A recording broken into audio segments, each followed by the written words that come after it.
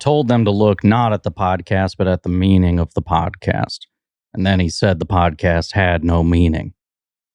Pretty good speech. Last night I was like, I almost have a Billy Bob, and I lost it today. Well, it's but he's in a specific. He's in a very specific mode. Yeah. I mean, he wasn't usually doing this. Usually he'd be talking about French fried potatoes. Right. Or as Andy Samberg likes to do his impression, talk about Kangol caps. Yeah. He doesn't have much of a Southern accent. No, but there's still, but there's the slightest little. There's the little, I was trying to pick up on which syllables he'll like, but I couldn't. He just kind of throws it all away. I mean, look, this is, in many ways, this is the ultimate power of the movie. This guy's one of one. David, you love to mount the argument. I'm going to say it again. Yes. From 1996 to about 2003 or 4, I would say, there's the argument that he's Hollywood's best working actor. I think it's a fascinating argument. I like to make it this case now more and more because it's like, now he's not. And he's so far from being thought of kind of as an actor. Like now he's just like public kook Billy Bob Thornton. Yeah, but also the star of like America's biggest streaming show, Landman. Oh, that is true that he's on Landman. That's the thing you forget is and he fucking won awards for Goliath. Right, Goliath. And he won awards for Fargo. Like he's like spent 10 years. He's fucking great on Fargo. He's incredible. And you don't like that show, and you have to concede he is unbelievable on that show. Would never not. Is Landman good? Oh. Many are arguing this. I think is with it all Paramount those, Plus? It is. It's Taylor Sheridan. Oh, yeah. All right. With all those Taylor Sheridan shows, I feel like they're very enjoyable as sort of the ceiling. Like no one's out here being like, this is the great American literature of our time. Because like Landman, you're always just getting served clips where like his daughter, there's the clip where his daughter's like, I only let him come on my tits. He's like, a good girl. Like we're not, we're not that serious. And he's like, And everyone's just like, what the fuck is this? But it's huge. I mean, this is one of those things where it's like, I would Landman's oil? Yes. Because like Yellowstone is cat. You would think it'd be Oil Man. I know, but you have to own the land that the oil is underneath. Do you, or can you not steal it? I saw Flower Moon. You just steal it. When Bill, I'm curious about this for Mr. Thornton, and that when I really decided this guy's a dick, and it's a pretty famous moment. It's when he was on that Canadian dude's Gene Gameshi. We've talked himself about a deeply normal man. Yeah, well, he did I don't know what he did, but he many bad things. Allegedly did bad things. But that guy with the long last name, he was doing a normal interview with Billy Bob, and Billy Bob was acting like a real jackass because he was there to promote his record. He only wanted to talk music. We have talked about this on this show. What episode? It's one of the 10 greatest moments in media. I want to know what, but here's the point. What year did that happen? I'm going to say Google it's that? like kind of like 10 years ago. I'm going to say it's like 2012. It was on QTV, of course. I remember thinking, wow, like, I understand like somebody who goes in to do, like, as someone who has had to interview celebs. It was 2009. Jesus. Yeah, so it was a very long time ago. That was when he just totally, I turned my back on him. But see, because what I was going to say America did. And yes, Griffin's right that yes, he has become a streaming TV star. Sure. But that is when he's kind of stops mattering. Yeah, he just announced the world, behold, for I am a dick. He was just like, I feel like we're rushing through so many things. There's so much Billy Bob to talk about in this episode. But that's true, but we have done many Billy Bob talks. Yes, but this is one I guess he's always BBTs. Yeah. This is one of the Billy Bob movies. So wait, but when we've talked about him as a side dish, you want to see which times we've covered Billy Bob on the podcast? Because we covered The Gift, the film that he wrote, which of course was, I think, very obviously an homage to his mother, who was a psychic. Yeah. I don't know anything about that movie. I know the Perry Farrell, The Gift, but I don't think that's this. It's a Sam Raimi picture. It's the film he makes right before Spider-Man. Kate Blanchett as a Southern Gothic clairvoyant. Forgot about that. Thriller. Well, we covered Simple Plan, that's which a good obviously movie he's fucking incredible in. Very good movie. We did Tombstone with the Doughboys. Yeah, but he's a small. Princess Mononoke, we discussed his infamous voiceover performance. His very interesting casting in that project. I'm not a fan. In the American version. We did an Armageddon Drive-In. No, but we one day we'll do a proper, Yes, that's, hey, and by the way, that's a promise. That's a promise and a threat. I, of course, constantly bring up that he is actually very good in Bandits. Uh-huh. But okay, so like the 96, so obviously it's like before 96, he's in good movies. Dead Man, he's incredible, obviously, in One False Move, which he also wrote. And he was on, what Blood was that In, show Blood called? Out. Hearts of Fire? It was called Hearts of Fire. Yes. Wow, He was on an NBC Where sitcom. he played Billy Bob Davis. He was kind of a James Carville, I think. Yeah, it was like a John Ritter sitcom that was like a very, very lighthearted kind of Bill Clinton-y thing. You know, like. Who's the female lead of that? Marky Post. Oh, I love absolutely. Night Great. Court. R.I.P. But like 96, obviously, he wins the Sling Blade Oscar and becomes a somewhat inexplicable movie star, sort of character actor / lead of a Coen's movie. I was talking to my brother about this, where we were talking about the Tim Robbins fall off, right? Another man who's been the lead of a Coen Brothers movie. And another man who definitely is like not prickly at all. And he was like, but don't you feel like at his peak, he was like one of the 10 biggest A-list movie stars? And I was like, he is a fascinating example in a way. I think Billy Bob was like Tim this Robbins, too. to be clear, is who I'm saying no to. Right. Where he was just like, he was kind of the top of the B-list leading man pile, but also near the top of the A-list, second lead, third lead, villain, one small scene. Like, and Billy Bob has that thing too. He was a major name. Yes. And Tim Robbins, I mean, Billy Bob is a good-looking guy. And like, this is an example of a movie where you're like, yeah, God, what a face he's got. But like, he was wearing the suits. He's very handsome. He wasn't, traditionally handsome. Tim Robbins is pretty handsome. He is, but he's also a big galoot, and he's got the baby face and all this stuff. Tim Robbins was right. He was sort of what you described, but he also did art housey stuff. Yes. And directed as well. Yes, he did. But so he had the kind of intellectual But the argument is like, that's kind of what made them so valuable, is that they were just like absolute Swiss Army knives of like just constantly demand for something, because there were so many different things they could deliver and they were not easily defined. What's the podcast? The podcast is Blank Check with Griffin and David. I'm Griffin. I'm David. It's a podcast about filmographies. Directors who have massive success early on in their careers and are given a series of blank checks to make whatever crazy passion projects they want. And sometimes those checks clear and sometimes they weren't there. Baby is a miniseries on the films of Joel and Ethan Coen, together and separately. Today we are talking about their 2001 film, a film that I think is kind of forgotten.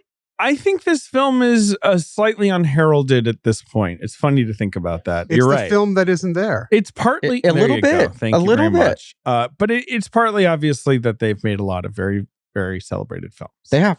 So even a movie that is good and handsome like this one will be somewhat on the lower end. Look, not to keep building tension for the final episode rankings, but I'm just like, is this thing in my bottom 5, even though I think it might be a masterpiece?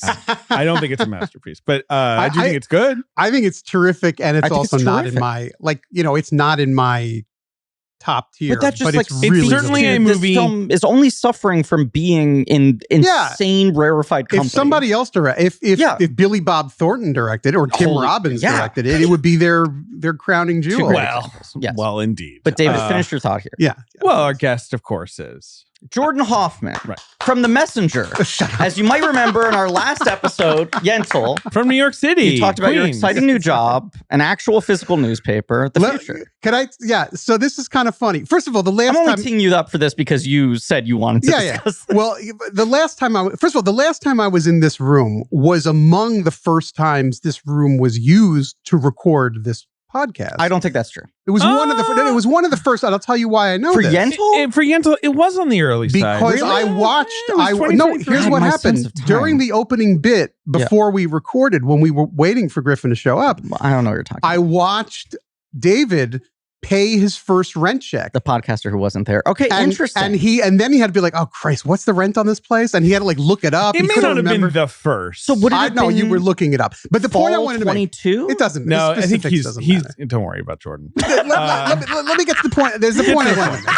No, I think it was 2023, and we moved in here in 2023. I watched. No, but I'm saying that series kicks off. I can't remember 2023 calendar year. No, it kicks off the 24. So then it would have been fall 23. So I think we did move in here in 22, right? We did. I think David just doesn't know. He doesn't know how much the rent costs. I'm sorry. I was. But my point is, he knows the rent is too damn high, but he doesn't. When I came here, breakfast, lunch, dinner. I try to do it at home. I try to do it at home in the morning, but sometimes the call of nature. And I did have to go into your restroom. The Morning Constitutional. I had to drop anchor in your restroom. And what happened when you weren't here yet and we were waiting, and I went in there. This sounds impossible, but go on. And I was just floored absolutely floored by the amount, and I recorded that, the amount of spare toilet paper in the restroom. Sure. And I dropped that I had just stocked up like $30. I bought like because there was a Target promotion. Costco or something. I got like 372 packs. Of Ultra Gentle. Oh yeah, you have to go Ultra Gentle. But my point is this: not to be disgusting or scatological, but I just went back into the restroom only for a number one this time, and I went back in there. And I was flabbergasted at how much of that toilet paper still remains. I mean, I'm not you shocked. Are stuck. You are we don't stuck. live here. It's not. No, it's like the Beatles. You hang out and help. You know, you hang out here all the time. To be clear, that's not like, oh, we still have a lot left from what I bought in 2023. Every time Target offers that deal, I jump on it. Okay, so Billy Bob Thornton. No. Okay, so here's the real reason. David, how dare you? The real reason. The last time I was here, I was working at this other company. Yes. And I was all like, hey, guys, you know, I took the day off work. You got to let me promote this new company. It's exciting. We're bringing the paper back. The literal paper. I'm working for a new news outlet. You got to let me push it. On the fingers. It'll make my bosses real happy. And you graciously allowed me to waste the listeners' time. And I talked about the glory of this new outlet. And then 2 weeks later, they folded. And well, I feel like, didn't they have like 1 week where they were like, AI slop only, and then they're like, forget it, just fucking turn it what off. If we print the slop? It was You've heard of clickbait. What of finger bait? It was a very print bait. It was a very public dissolution. I wrote an article about it. The Messenger was the name of the news outlet, and I wrote something funny about how it was a disaster to work for. So now I'm here to promote a new outlet. And you know what? I like your boss a lot better this time. Oh, and David knows all about it, and now you're going to know about it too, the listeners.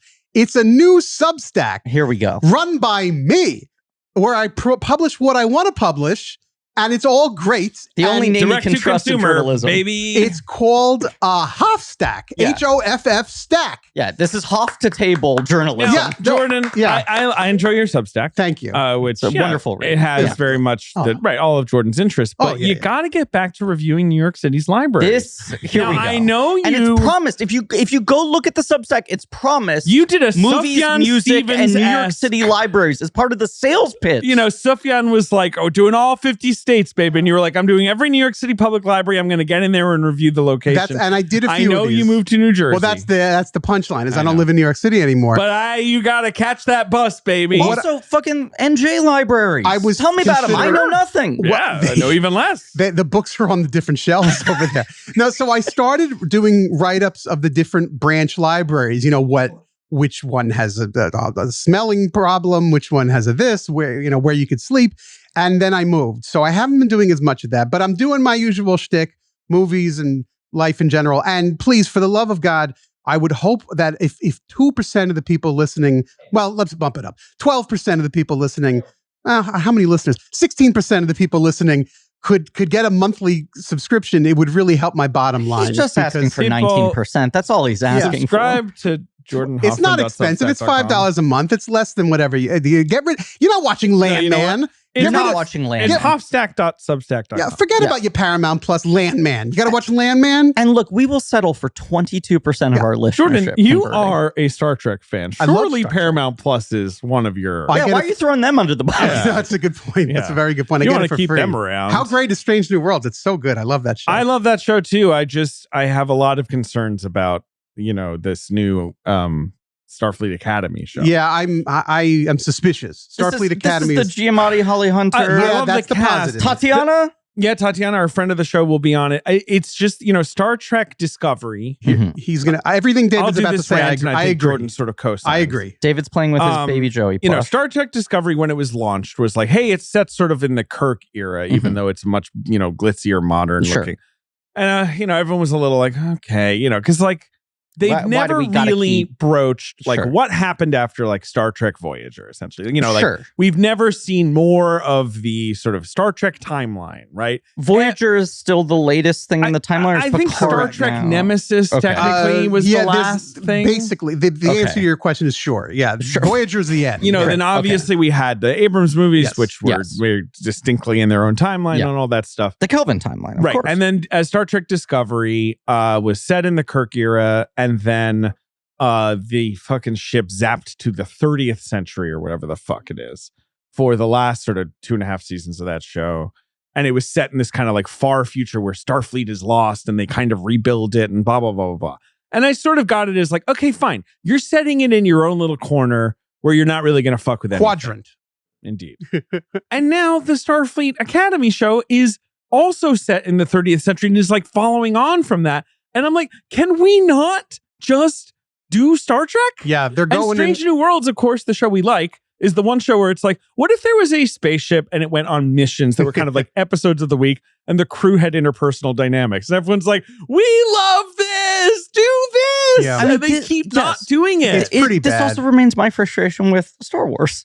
Where Well, I'm just like, that's- why do we absolutely. keep going back to the same corners, specifically in between Right. tight Where they're areas like, in between right, other like, stories? they've got like a little like wedge that they're like, like a little shim, a little like, I think there's 2 years here. There's a 6 week. ABY. Like, what was going on there? There's Yeah. an hour where Luke isn't accounted for. And I know, just to acknowledge my listeners, I know Star Trek Picard was set after, Yeah, it was where I want it to be. But of course, that show was terrible. was very backward looking because it's about all the old guys going like, okay, one more, like Jonathan Frakes getting on the treadmill so he can kind of be like, okay, let's put some green and black back in the gray beard, whatever. It was pretty rough. And then the wonderful animated show, very funny, yeah. was so good, Lower Decks, and it Lower was Decks. canon and it made an effort to be, but like was obviously silly. So, sure. like, But I've heard that Star Trek is now a priority. Yes. That the Skydowns the Paramount Lizard King, David Viacom Ellison, Yeah. will Yeah, I be think creating a new Star Trek. Yeah, they're just going to wipe the slate clean. I think I can't predict what the hell they're going to do. But everything David just said was correct, which is a rarity, by the way. Everything he said. And 2 Star Trek fans agreeing about like the Also direction of the rare. show, also unusual. Yeah. Right. This new show, they've been wanting to do a Starfleet Academy since the 90s, Yeah. and it's a great idea. Shatner was always pushing for it really hard, right? Didn't he write those books about it? No, that was something. He wrote other He wrote books. Tech War. He wrote no. Didn't He wrote Star. He quote He unquote wrote some wrote Star with Trek Judith books. and Garfield Yes. Reeves Stevens were the actual authors. Yeah. But Didn't he write books that were Yes. Kirk and Spock meeting for the first time? no, he wrote books where he dies in Star Trek Generations and Okay. then he comes back. I remember that when the JJ movie came out, Shatner kept saying, this was my idea, and I kept pitching it to Paramount, and Well, I wanted to Shatner direct says a it. lot. Shatner saying stuff is, Yeah. I wanted to direct prequel Yeah. young Spock and Kirk. Right. Well, I mean, it's At possible Starfleet that Academy. there is a new. I don't know. I never read his books. It's crazy how they might end up making another like new Star Trek movie Yeah. that William Shatner will still be alive and not involved with, where he'll be like, funny. I'm ready for my cameo. And they'll be like, oh, we're going through a tunnel. Anyway, the Starfleet Academy thing is upsetting because they're going in with Because it one looks arm. cool. They're going in with one arm tied behind their back, though, because they're connecting it to Discovery, which they should. It's an original sin. They just shouldn't be doing it. But Paul Giamatti plays a new alien race that we've never seen. Good. Holly Hunter is the head. She's the headmistress. She's the Great. the Dumbledore, if you will, and others, and then a bunch of hot young kids running around. Which like that's fine. Yeah, I it's got gonna be great. School stinks. That is always because like Ben Ben raises some interesting for like points 40, here. 50 years, people have been like, when do we do our Starfleet Academy show? And I do feel like it's always bumped up against like, doesn't school stink? Like, Yeah. they have to be at a school. They can't like go on But this is adventures. space school. They're gonna Space like school. they're gonna like go with like They're into gonna the do quantum space realm, and Algebra. they could do space algebra. But it is telling that I feel like Space book the first reports. JJ movie got through Starfleet Academy really fast. But I mean, and Yeah. look, It has that- like 3 true. very fun scenes, and it's like that's all they're we need trying to to do. make this like Riverdale. They're gonna be all stupping each other. They're Space all- stupping. They're gonna Okay. stup. Space stup. It's gonna be great. Maybe Zero a- gravity. Could Maybe you a imagine? space wedgie. That could be fun. Hot Space Gorn locker. Space fucks? swirly. Put in the space Yeah. world. I just want another show about a ship that. Goes Well, I on think missions. and God bless Strange New Worlds. But so it's listen. like, it's it's doomed. It's they're wrapping it up. No, they have I this know they have season another and the next season, season, and but Diana, I mean, we got a lot of I good agree with episodes. that. Sector 31 put some new kind of blood in the Jesus veins. Absolutely. Didn't that get people rearing for more? What is the worst thing in Star Wars? The worst show, movie. What is the worst Star You Wars? can't ask thing? me. I'm a bit of a neophyte in this area. In Star Wars. Star Oh, in Wars. Star Wars? He's trying to say that Section 31 might Got be it, got it, got it, got it. What is the worst element of Star It's Wars? a good question. I mean, I have These largely days. tapped out of the last couple of years. I still think Star the Wars. worst thing is Episode 9, which you liked, of course, and we were raving Episode 9. I Rise of remember Yeah, it's not that we were bad. walking out of that It's not that screening, bad. and you were like, "It had spaceships in it, Dave." Episode And I was 9 like, is "Jordan." better than episode 2. Sure. No, it's not. Well, no, wait a second. No, It I is fucking absolutely fundamentally not better disagree with than that. Episode 2. What's wrong with episode 9? They running around. Everything. That's exactly what They I'm go talking in. They go in like quicksand. Chewbacca shows up. Lando. You know what? All of those things do happen. You know what I Yeah. like? And people if you mock like this. those things, by the way, I can point to some other movies you might really like. People mock this. I got a couple movies with sand and Chewbacca that I strongly recommend. There's a kind of moment- big hits at the They were time. great. There's a moment in the ninth Star Wars when the stormtrooper flies Yeah, and they fly now, They fly. and that's become a meme as like bad. When the Yes. stormtrooper flew, I was like, "Holy shit, that's a flying stormtrooper! This is cool!" I was in the moment. I thought it was great. I'm moderately surprised that Not you're the first Episode 9 this defender. much of a 9 defender. He's I not mean, I just think it's really. fine. I watched it one time. But I am extraordinarily surprised you're not an episode 2 defender. Episode 2 is full of fucking Hoffman coded shit. well, Yeah. there's there's the. It's got the diner with The the diner's Obi-Wan right there. Kenobi has to Dexter go to a 50s Jetster. space diner. I love He's in the his diner. own noir movie, yeah, the diner's investigating a great. rain planet with a clone I like scandal. that. You know, maybe I meant to say episode 3. It's fine. I That think one's that's very the worst boring. of the Number 2 is I fun, agree. and also Timothy Chalamet, of course. Natalie Portman. She's wearing a. I'm sorry, Timothy went to Natalie Portman. You know, they're What was going they're kind of similar. You know, on? they're Yeah, Timothy Portman, Natalie whatever. Chalamet. they have a similar vibe. No, at first she's wearing an outfit, and then the outfit gets ripped in half. That's And- 2. For the first Terrific. time That's in the Hollywood. arena battle. How a is that midriff. not Hoffman shit? No, that's good. I meant to say episode 3, the third prequel. I fall asleep every time. It's very boring. The whole thing with you, right, is Yeah. that Star Wars, as much as you're a I like- nerd who likes space, Yeah. like it was never your primary thing. Listen. I remember the first time I ever saw the first Star Wars. It was thrilling. I love Star Wars. Chewbacca, sand. Jabba the Hutt. Jabba the Hutt, of course. Obviously, I connected Yub-Nub's not in with. the first No, one. I Yub- know. I just remember that Jordan and I both like Yub Nub. I love Nub, It's a and great I song. love all the jizz. I love all the jizz music. I love Jabba's palace song. You've never wailed though, right? You just appreciate. No, I was You're not a just jizz a whaler. jizz ingester. Not a jizz whaler, but I'm just I just enjoyed a nice shot of jizz, and Enjoy a nice shot of jizz I at night think- before bed. You yeah, pour yourself 3 fingers of Yeah, whiskey and a shot of jizz. yeah, it's very healthy. But the David's I'm doing the doing the cantina, motion, which, man. by the way, I'm now realizing does kind of look like something else. yeah, I think though that the Jabba's palace scene of the third Star Wars movie is just when I saw that when I was It's I don't know, 8, outrageously 9, good shit. It's Yes, so I good. agree, of So I course. love it. Jordan, You know, I have long contended that is my favorite thing in all of Star Wars. is Jabba. The Jabba Palace sequence, the first 20, 30 minutes of Return of the Jedi, I would live in that. That is my favorite shit. In the universe. I wouldn't want to in live his there. It's so I horrifying. want to live in the I wanna experience live in of there. watching Come on, it. let's I don't go wanna, live I don't there. want to rent a room in the back. You It's do. terrible. The dancing girl goes and gets eaten by Oola. the monster in the basement. Oola. And He's then a hardworking and then he entertainer. eats a living frog and all that. He's always eating a living frog. Salacious Salacious B. Crumb. Crumb. Now, Salacious Crumb is a truth teller. He pushes boundaries. Sometimes he misses. Did you see him on Kill Tony recently? There's just so many like dumb comedy podcasting jokes you could make about Salacious Crumb. Like most Austin-based comedy podcasters basically are Salacious Crumb. Did you see Salacious Crumb went on a Breakfast Club and talked about why he doesn't eat pussy? I'm just going to keep making jokes of Salacious Wow. Crumb doing other podcasts. He is salacious. Billy Bob Thornton. Billy So, Bob. the Crumb. 96 Billy Bob Thornton. in Sling Blade, he does Yes. wins for Sling Blade in 96. And so he starts to show up and stuff. And by the way, he's got you got fucking Poppin' in Tombstone. You have One False Move, which he obviously wrote. Like I said, he's You have been Indecent around. Proposal. He does the Slung Blade short film, but then a Dead Man. I'm- But then obviously, yes, 96 is when we're I'm doing this. do this. 97, he's got stuff that he clearly made pre-Oscar. He's in But The yet it's- Apostle. He's good. Yeah. He's in U-Turn. I He's love good. The Apostle. That's what I'm saying. That's 90 a great 98, movie. you're right. It's the first year 98 he's is booking the- with the Oscar in hand. Simple Plan, which he gets another nomination for. He's wonderful. Armageddon, where he's German, of course, down in the space base, Uh-huh. telling everyone where to point their drills. Right. And he was nominated for 4 Oscars for that. He's He good was in that nominated in all 4 acting categories. He's fucking good at that movie. He's in the Stephen Gyllenhaal film Homegrown. Is that a about movie marijuana. that you love? I could see that Me? being. Oh, no. No, Jordan. a Hoffman. What is home? I don't think Okay. Jordan's seen it. It's such a forgotten movie. I forgot it. And he's fantastic, of course, as the James Carville of Primary Colors. Yes, that's good too. 99, of course, one of the most forgotten movies ever made.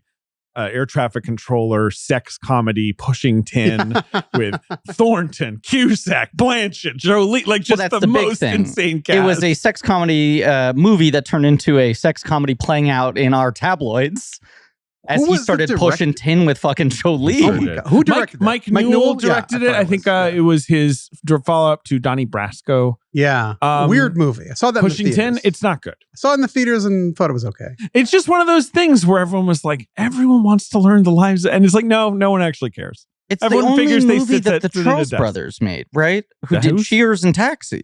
They wrote it. Yes. Yeah. Glenn and Les Wow. Charles. Right. And Mike Newell directed it? Yeah. Oh, that's kind of dark because didn't one of them die in 9/11? They made I a thought it movie was about. the other Frasier guy who died. I think so. Okay, Wasn't it David That's Angel who still a died? That little sounds dark. correct. Yeah, they're both still because alive. it's about near plane crashes. well, and- that's true, but neither of them died. Okay, I will good. just point this But out. just another thing that, any of our younger listeners might not understand that's important context for this movie. For the first couple years of the 2000s, the world was obsessed with Billy Bob Thornton's sex life.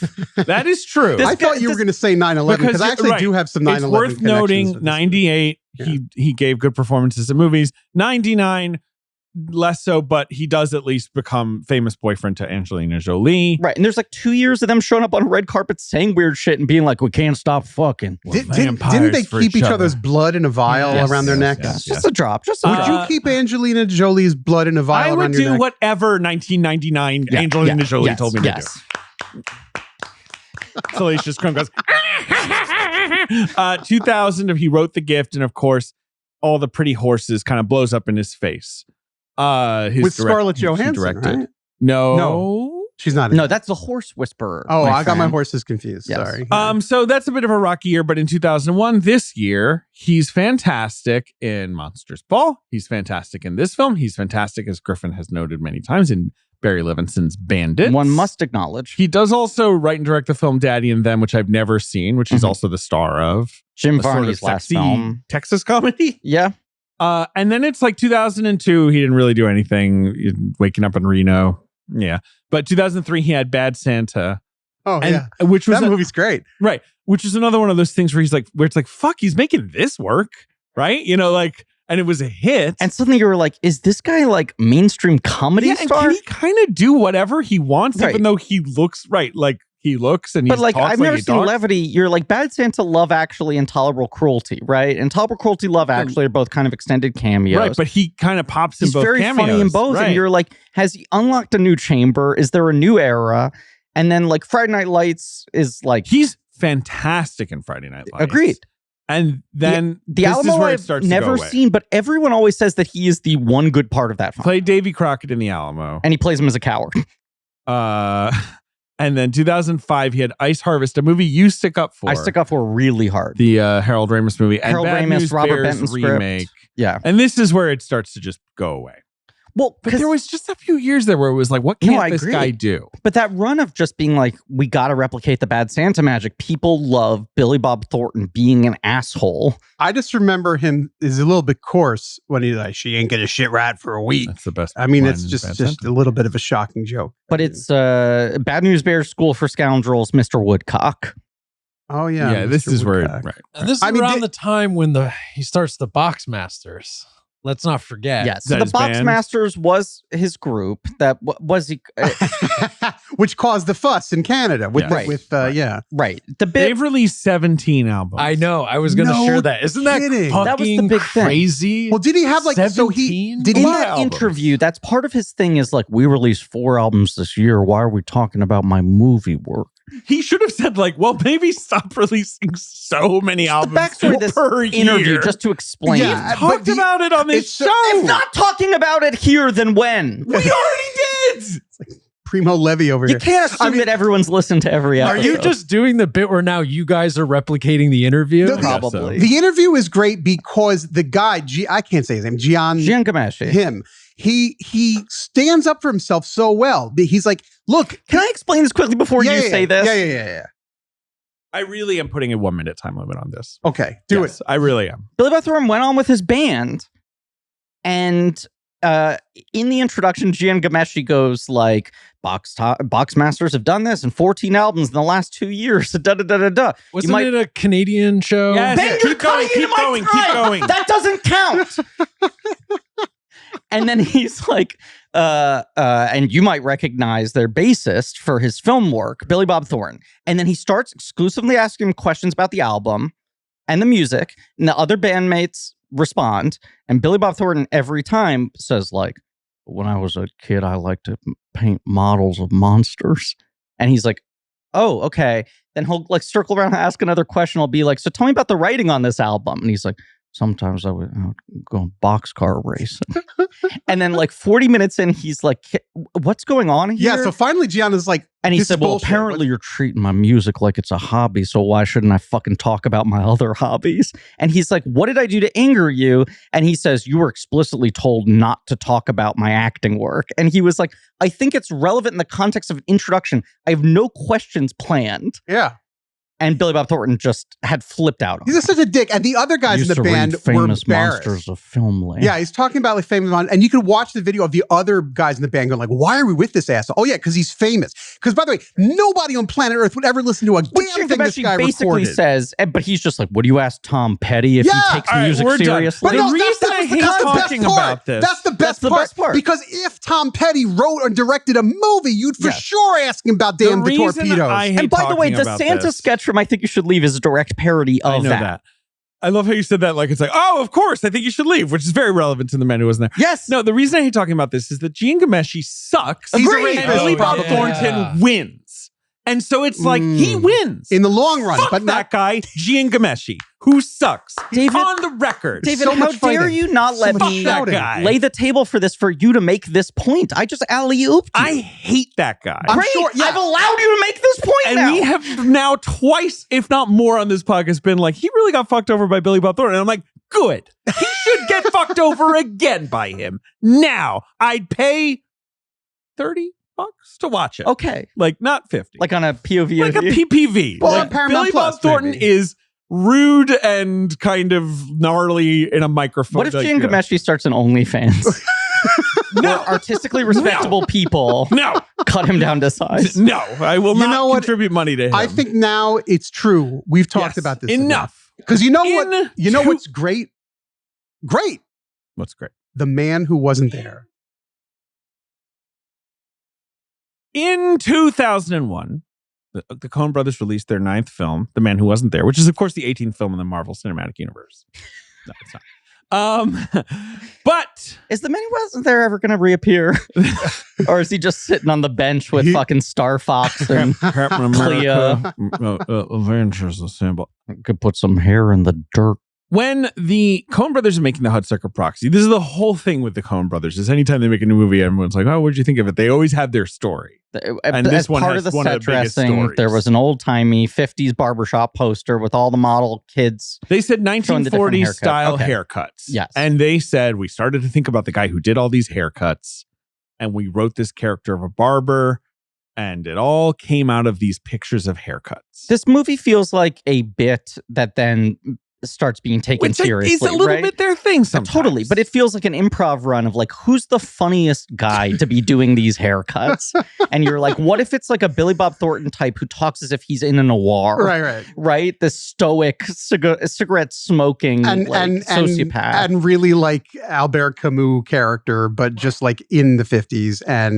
But you know, the working title of this movie was The Barber, which is cool if you know it and watch it again, because they say The Barber like 25 times in this movie. Is that a better title? I do like the title, and I do think it's appropriate. Like it makes I think sense. The Barber might have been. I think The that might have Barber's been kind better. of a cool title. I think Man Who Wasn't There is a better title for this movie. The Barber sounds like a movie now that stars a 50-something comedian who is doing kung fu. You know what I mean? Like a Bob Odenkirk decided to do an action movie. So like he was just a barber, and then he does like barber. No, but you and I both know if that movie was made tomorrow, it wouldn't star Bob Odenkirk. It'd star John Cena. And the premise would be this guy is an everyday barber. Can you believe he secretly has fighting skills? And it's like John Cena, who I think can be very funny, but like his arms are like this because his pecs are so mad. Like if more of these were Odenkirk's, we'd be fine. I know. You know, like my problem is these movies where you're just like, like Mark Wahlberg's gonna play a guy. I'm like, let me guess, he's a sleeper agent. No, he's a suburban dad. He has a kid. You will not believe that this guy can hold a gun. The Union. Did you see The Union, where he was a Union delegate? Is that Mark Wahlberg? Yeah, I did not see that one. It's terrible. It's him and Halle Berry. Yeah, it's awful. But he saves the day. He has made 5 of these where it's either, can you believe this guy but it's a bunch of streamers. It's a lot of union jokes. Or this guy's mistaken for. Yeah. Yes. Now, when you say a lot of union jokes, which kind of union are we talking labor unions. Like, it's all about, they go to Europe and it's like, the Plumbers Guild will help us with this. And then all these plumbers come out. And all of them are played by Hervé Village. So post Lebowski. The plumber. The Coens basically have 2 scripts ready. They got The Barber, they've got Oh Brother. George Clooney apparently becomes available. So they're like, great, let's do Oh Brother. But they go right from that to Man Who Wasn't There. And it may shock you guys to learn that the sort of pulp novels of the 1940s were a big influence on this film. But visually, James M. Cain, etc. A thing I love about this movie is that they're like, no, visually what we were studying were like low budget B sci-fi films. Yes, that's true. That's absolutely right. And because right. it's black and white and shadowy, a lot of people were like, oh, they're just doing like noir riff. And they're like, no, there's like a major difference here. There are a lot of gray tones in this. We're not doing the sort of like the inky black dark shadow thing. And it's their only black and white movie. Yes. Certainly. And how many, Roger Deakins shot it, of course. How many black and white movies has Roger Deakins done? That's a good question. I wonder. Not many. I mean, this was where I feel like it was a true novelty when this film came out. Like, black and white movies had really, gone out of style. I guess Soderbergh had made one. Like, I'm trying to think later. No, The Good German. No, that was after. It was around the same time. I know it was, but like, was Kafka black and white, or was a cut of it black and white? It's half color, half black and white. But that was a decade earlier. Ed Wood, that's what I'm saying. Right, Ed Wood's 95, and that was largely blamed 94. for why the movie just bottomed out at the box office. Which is the same for this one, but obviously very well. I disagree. I think and I wanted to bring this up. I remember when this came out, and it is a downer of a film, even though I think it's really very good. It's depressing. This movie came out like 5-6 weeks after 9/11. Yeah. And I remember talking to people like like my cinephile friends at the time, and everybody was like, "It's so I can't I didn't want to see it. So depressing." No one was in the mood. Yeah, you're not wrong. I think if it came out a year before, it would have been more of a substantial hit. Don't you think? No, not at all. There's no way this movie's I don't think this movie's ever not a hit, but it would have been like nobody saw it. If he fought Thanos, this was originally planned. This wins Best Director at Cannes. It did. It tied with David Lynch for Mulholland Drive. They split the Best Director prize between Joel Coen and David Lynch. was before 9/11. But so they were right. They were giving it to Mulholland late and Man Who Wasn't There early. Is that right? No, it's the same year, 2001. I always get confused about, for some reason, thinking Mulholland's fucking 2000. It's not. Yeah. No, Liv Ullmann gave the Palme d'Or, of course, to Nanny Moretti's The Sun's Room which is an okay movie. I do like that movie. But over Mulholland Drive, Man Who Wasn't There, fucking Moulin Rouge, the piano teacher, the Haneke movie, and Shrek was in competition. He was in competition where he belongs and where he shall remain. Do you think Shrek 5 will be in competition? I hope so.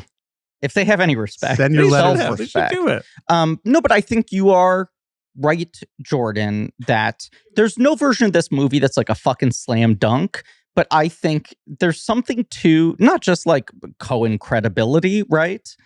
But there's something to that movie playing at Cannes before 9/11 than the response it got in the release afterwards, versus Mulholland being a movie that weirdly, in its sort of tapping into a deep existential sadness, felt more welcoming to the public post 9/11. Also, like, we're going to look at the box office game for 2001. It's so fascinating to see how, unfortunately, Hollywood could not meet the mood of the country, because the stuff that they're offering definitely is not like, have you recently experienced a national tragedy? Would you like to see a film? We're going to talk about, it's a lot of weird, dark shit. In 99 and 2000, you had a lot of very serious movies that did well at the box office. That's what I'm saying. Like, you're seeing like they're following that trend. Yeah. So, okay. All right.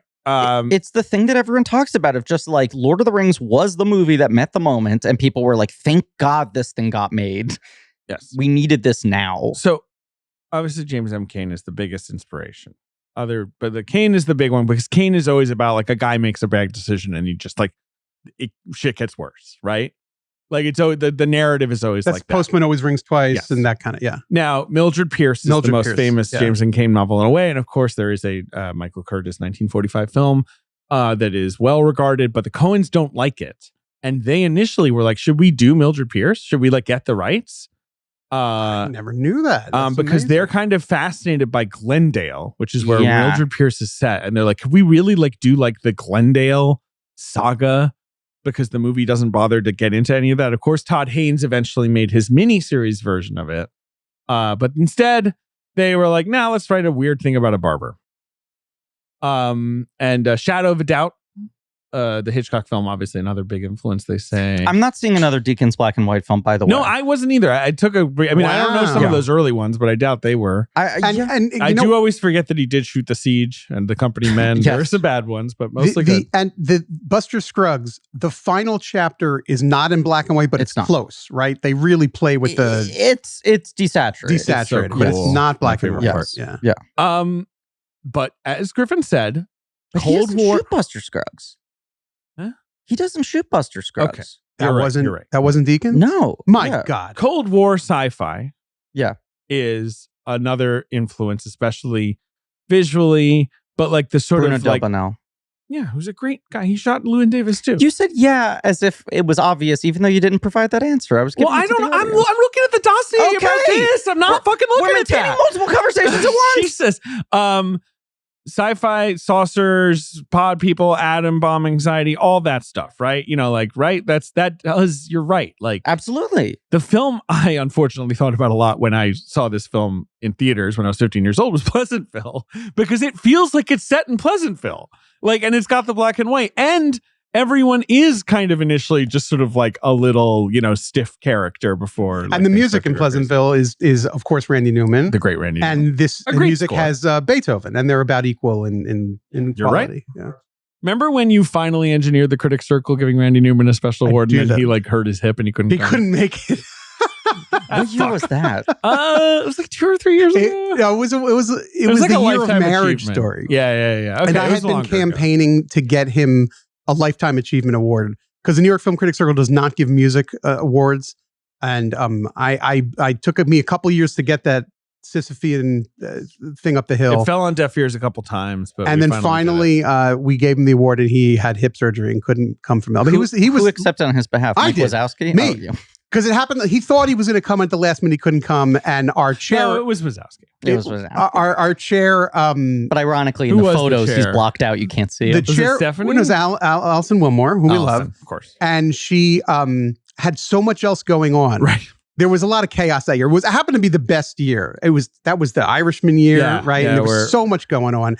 And she at the last minute was like, Randy Newman's not coming. You're going to talk on his behalf. He's going to send you, his people are going to send you a speech and you're going to read on his behalf. And I'm like, I am? When is this It happening? was Tonight. kind of a like, Jordan, Yeah. you asked for this. It was now great, you though. must. But it was a funny story because I get You up also there. must play his Great American Songbook. That's right. I get that. Well, let me tell you a story. No, so I get up there and it's happened to be a big year. It is like Marty, De Niro, and Yeah, Pesci sitting right in front I of you go or and whatever. go up Right. on the stage and I go up there and I start doing Hoffman shtick and I Right. kill. Good. I make a couple You're of good good at it. jokes. Yeah. Can I repeat one of the jokes? Unless Also in the wait, Salacious Crumb? no, it was a good, Quentin was there. Quentin Tarantino was also Brad there, Pitt right. was there. He was. And so I was like, hey, it's a great night. I hear Tarantino's a big fan of Salacious Crumb podcast, by the way. Go I on. said it's a great night for movies. It's a great night for New York. We're all here. Yeah. And I said, listen, I know we're a little nervous because the film critics are here with the stars, and you're worrying.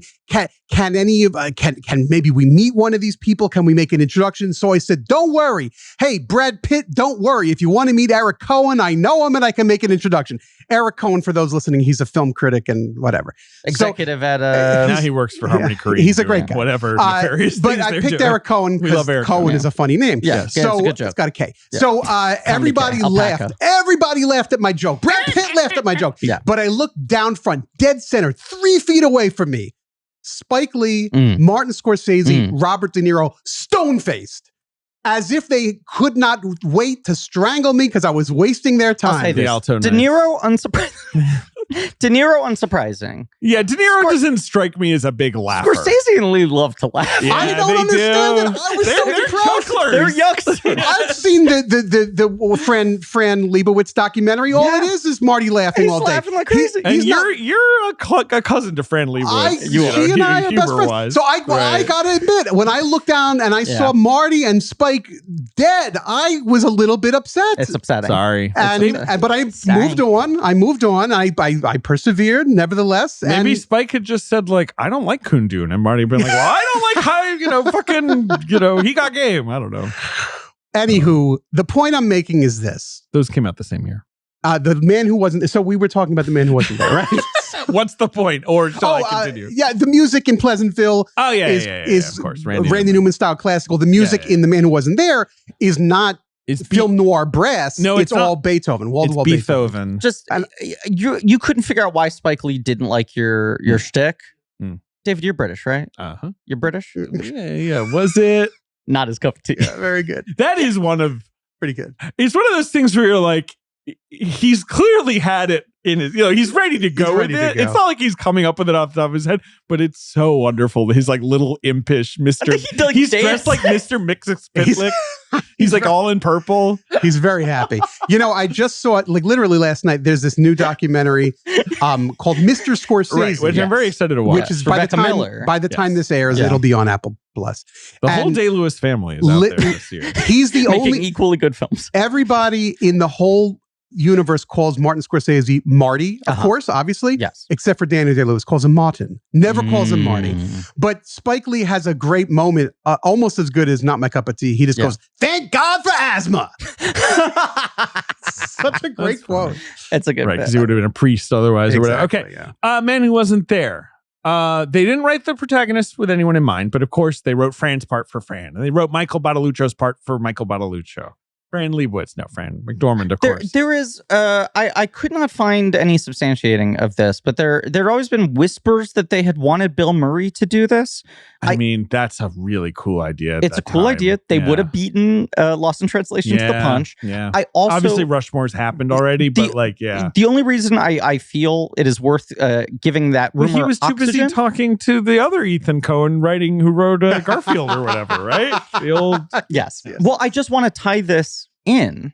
Bad Santa came because what are the Requa and Farrar? Ficarra and Requa. Ficarra and Requa. Yeah. They were like obsessed with the Coen brothers. Sure. And we're like, can we write a movie for you? Right. And they said To me, if you're obsessed with the Coen brothers, you should probably know that you can't. But anyway, whatever. that was their response. Yeah, right? right. And they were like, we like writing our own things. And they're like, is there anything we could do? And they're like, look, we've always thought it'd be funny to make a movie about a mall Santa who robs people, but we never actually had It's so anything. funny that they're like, here's our stupidest idea. Would you like it? They Yeah. were like, we never had an idea past that point. Right. If you guys want to run with that, We'll take 10 points. we'll do something. right. Right? Yes. And they like brought it to them and they were like, this is good. We'd produce this. And that movie was designed to star Bill Murray. And Bill Murray famously would never commit to the contract. And it was like on the runway with Bill Murray for a long time. And Billy Bob Thornton slots in really late. But it's, I that have to movie's after imagine, this, right? because of their Yeah, working relationship on this, I have to think that they hooked. Like, Can Can you he's the imagine Bill that? Murray Bob into replacement. but like Yeah. they're behind the camera, right? They're setting up a Yeah. shot on Man Who Wasn't There. He's in his barber smock. And then like Joel just like takes a little Santa hat and like starts holding it over the frame or whatever.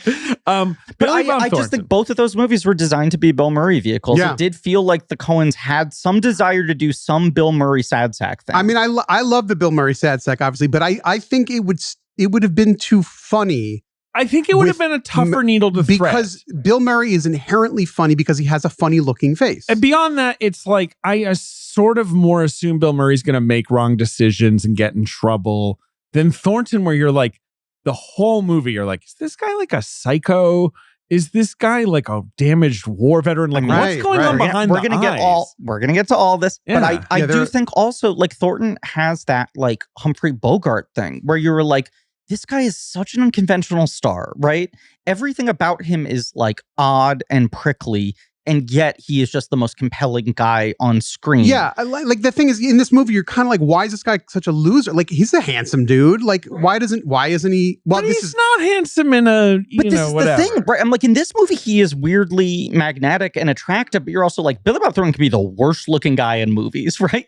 Like, it's just, he's such an extreme visually in terms of his voice, in terms of his affectation. Like, even if you're doing a subversion of the Bill Murray persona in 2001, you're playing with what is a persona that we've all gotten our hands around, versus Billy Bob Thornton, despite being at the end of this like run that you're talking about where he was on fire, still no one could really classify what is the magic with this guy. Not quite. As evidenced by him being this kind of like legit austere like writer and movie star who also is like doing vampiric sex with Angelina Jolie and then like fucking clocking into like, fifth leads in blockbuster films and killing it and not seeming above the material. You're like, what is this guy's And deal? especially because the first movie most people saw him in was Sling Blade, where he's, not fully transformed. Fully transformed. Right. Now, I would imagine at some point we'll talk about how there is a wide interpretation of this movie that he's a closeted gay man. We'll talk about all that now. I'm going to finish the dossier. All right, okay. still dossier. Thornton and the Coens had a mutual friend, a producer, I don't know, who apparently would throw Super Bowl parties, and they met at a Super Bowl party. Insane to think about. Joel Coen considers him one of Hollywood's true chameleons, despite his reputation as like, oh, he's a Southern guy. He likes French fried potatoes. But they had known him for a while. They keep stressing like he was in our orbit essentially. And makes sense also just from his screenwriting days. I mean, it's similar with Tim Blake Nelson and, Yeah, no, you're right. You're right. Yeah. Absolutely. And he makes like One False Move feels like a movie the Coens would love or whatever. Ed Crane, they're like, he's a very passive character. He's mostly reactive. It's so hard for an actor, to throw them a role like that. And like, we just thought Billy Bob would understand like the stillness and like saying very little and all that. And yes, he loved it. And like apparently while they were shooting it, he would like sort of hint at a smile and he'd be like, too much? Or he would like cock an eye. Like he knew like I can barely do anything. Thornton's like, this guy and the guy in The Simple Plan are the closest to me. I agree. I'm like, okay, Billy Bob, but okay. That's interesting. There's also a lot of space between those two guys. There's a broad spectrum, but I kind of as we've noted what he's saying. He seems like an odd interview, so maybe he just kind of says stuff. He's also infamously like one of the most neurotic men in Hollywood, beyond being like prickly, right? And being very hair trigger. There are all these things about Billy Bob Thornton where he's like terrified of water. He has like a well-established phobia of antiques. Wait, doesn't he not fly? He's got crazy OCD that's like very, as he puts it, geometrical. And there was an incident on set where he had to like drive around the set a certain number of times before he went to the Coffee Bean. And he's like, fortunately, the Coens were like completely amused by this, not annoyed. But it's like one of these things where like, you read it online and you're like, that's not true. And then you look for the interview where he dispels it and he'll go on some fucking morning drive time show and they'll be like, no, I read somewhere that you have a phobia of antiques. And he's like, yes, I do. I don't like being surrounded by old things. You know what, Billy? He's like, I get hives. It freaks me out. I kind of get I it. think they're bad spirits in those things. Wow. Like I know there was a whole to do. Like there's a big like they take a blindfold off him on something and like antiques are. He's like, no, it's like a grandfather clock. It's like one of those things he's like very severe about, right? Like he's not like, yeah, I know it's kind of embarrassing. His WTF is fascinating because Maron's kind of like going through his reputation with him and like his sense of defensiveness, and like all of this sort of stuff. And he basically just keeps being like, I'm like an ugly, dorky kid. I don't want all this attention. Why are people talking about me? Don't be in the movies. Exactly. But he has that inner conflict, I think. What is your illogical fear? In life? Yeah, like what freaks you out that shouldn't? What's your grandfather clock to Billy Bob Thornton? Eggs. Yeah. Much discussed on this podcast. Yeah, I have a similar revulsion to being in a room with an egg. Any style? Obviously. Yeah, once it's cracked. Okay. What about you, David Sims? Oh, I don't know. Obviously, not finishing the dossier is my big fear. Obviously, this is their first collaboration with Frances 10,000 things. I'll give you the list after the episode. Yeah, sure. Fine. Frances McDormand since Fargo. Yeah, which is what. And she's very much like, I am here to play like an image. She's like, I'm not an important character. Although I do think she's very good. She's great. She's excellent. And she has more to do in this than I remembered. Yeah, I mean, because she's in a lot of like, Gandolfini, this is like that sort of early Sopranos has just hit phase where and he's still doing the voice. He's closer to Tony doing in a this little than the I baby remembered. mouth kind Right. of thing. And he eats during a scene. And anytime Gandolfini eats, I just think it turns like the But my memory of this film is so much that, like, the Entertainment Weekly previews and everything, the long lead previews before 9/11 and everything, the hype on this movie was like, Gandolfini, this is his first big move since Sopranos. In a Coen's film, this feels like a perfect tee up to a supporting actor nom. And here's Frances McDormand. She hasn't worked with him since Fargo when she won Best Actress. Perfect tee up to a supporting actress nom. And then the movie comes out and people are like, oh, they really don't have that much. No, they're both good. Yeah. Shalhoub is amazing. Shalhoub is incredible. And like, I remember him having brief sort of like they tried critics to pivot. buzz. He got an AFI nomination. Yeah. The only year that the AFI did a televised award show with multiple bless him. categories. He rocks. But yes, I think they tried too late to get a kind He's of critics doing his group. character from Barton Fink just times 10. It's the same. he's It's great. so It's good. so good. Slick, and he is slowed down. It's less stylized. Sometimes you need a little lube. Thank you for that. Producer Ben, thank you very much for adding something. It's been too long since we added a new term to the glossary. This is a film that decides to lube it up. Yeah. They do. They are lubing it up. Is this the last Shalhoub Coen's? Because he's in Barton Fink, obviously. Our friend who runs the Blank Check Meta account, I asked him to do a full tally of Coen Brothers' repeated appearances. I was going to save it for the Scruggs episode. Okay. But I have the full data. We don't need no Scruggs.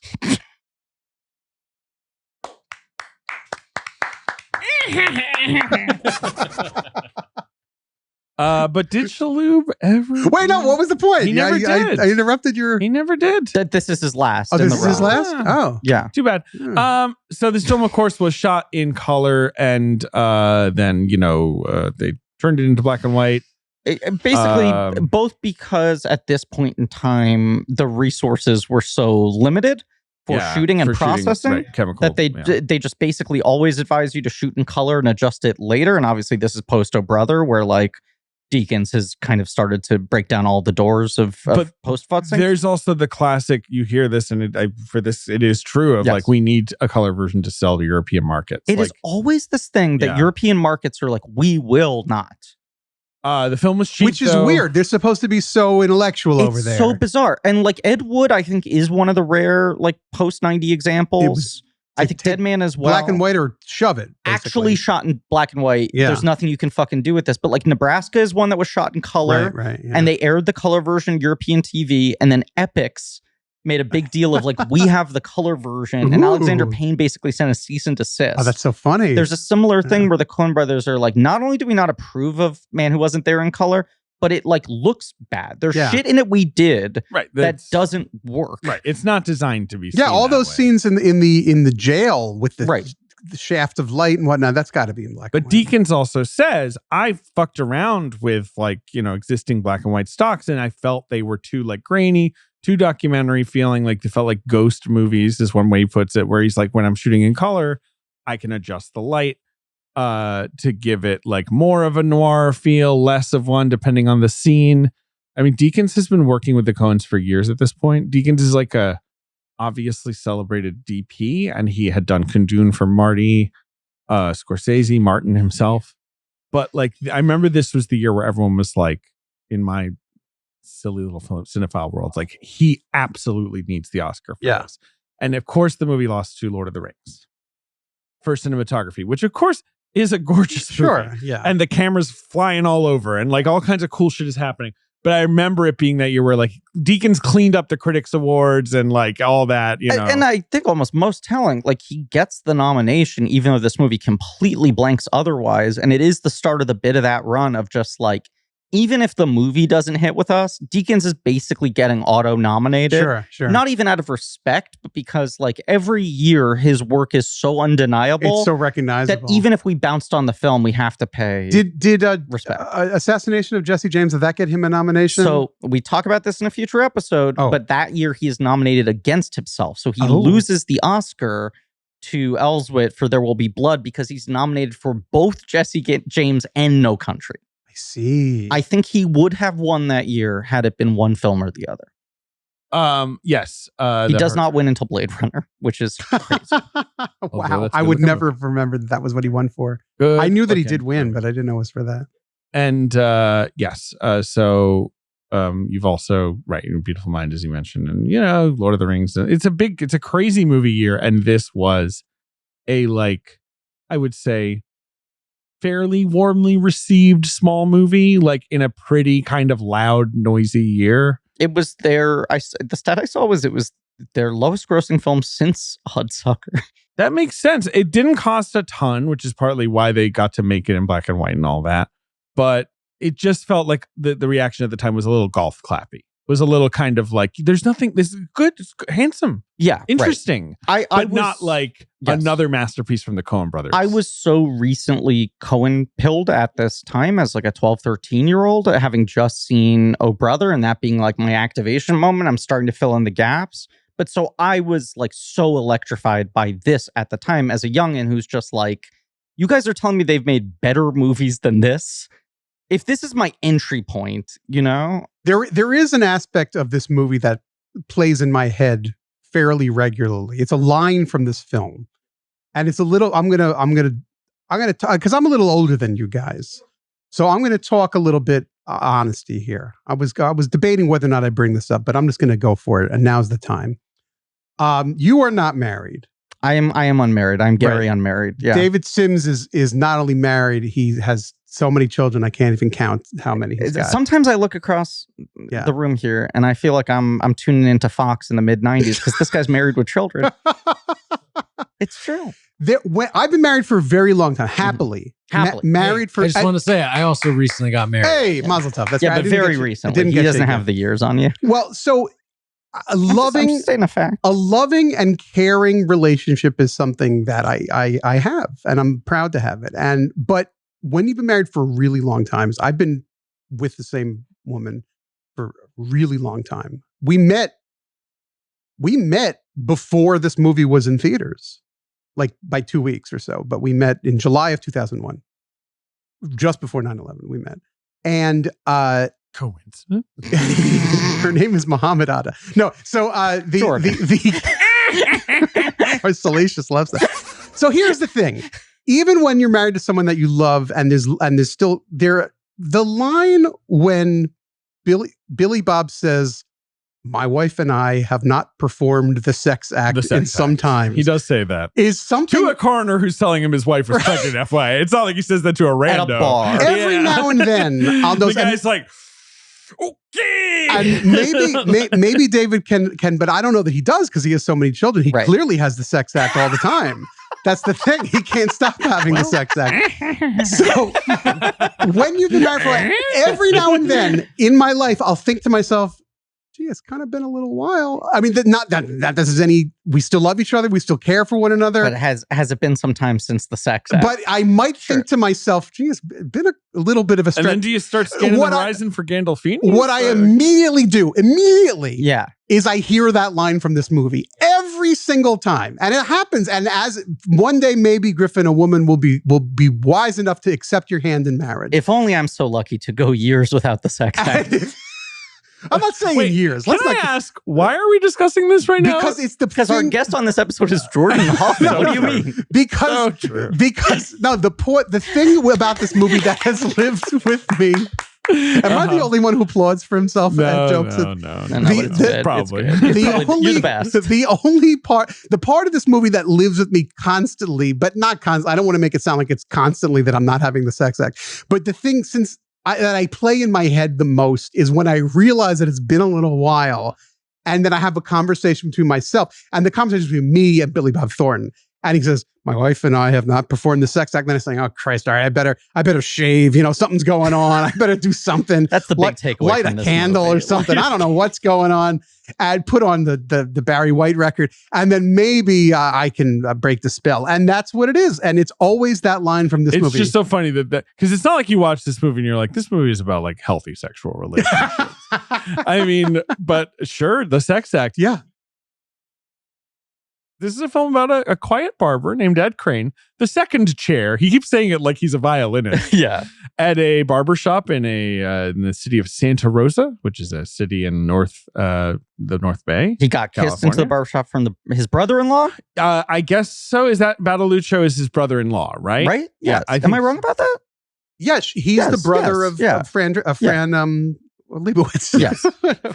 Doris Francis McCrane. Yeah. Doris, Right. And he is a barber who it seems like says like 2 words out loud. He's Calvin Coolidge-esque. I finished watching this and I immediately said, I wish I had thought to like do the tally how on many this lines? before. Yes. I truly would be curious. How many things does he say out loud? He is, of course, in this narrating the film. Yeah. So you hear his His voice is across the whole thing, but I was thinking this might be a guy who has less than 20 lines of dialogue, which is also just interesting to consider in the production of this movie, that Billy Bob Thornton is often just showing up, standing there, holding a fucking close-up for 3 minutes that later will be soundtracked by his own voice. Yeah, he might as well be wearing a Mandalorian helmet, for God's sake. He might as well be wearing a Mandalorian helmet.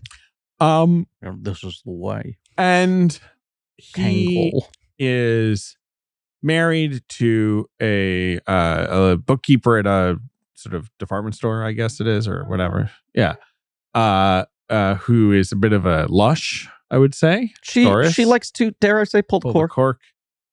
He's in one of those marriages where they don't seem to like each other or talk to each other, but like they're not like fighting either. Well, let's do pin in this. Okay. I think this is kind of the key to the multiple interpretations of this movie, and it's interesting how wildly different I've seen reads for this movie. This is one of those around the marriage in the James L. Cain style movies where it's like the first half of it, the plot moves relatively deliberately, and then the second half, shit really just keeps happening over and over. Because the first half is this kind of quiet will he, won't he, where it's like John Polito, who we have not yet mentioned, but is kind of at his best in this. Yes.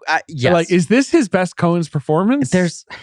He's so good in Miller's Crossing. Creighton Tolliver, he's amazing in Miller's Crossing. It's such a fucking skill piece performance, but this is, in a way, it's his most rounded performance. Right. He is playing an actual closeted homosexual, barely closeted. They call him the pansy.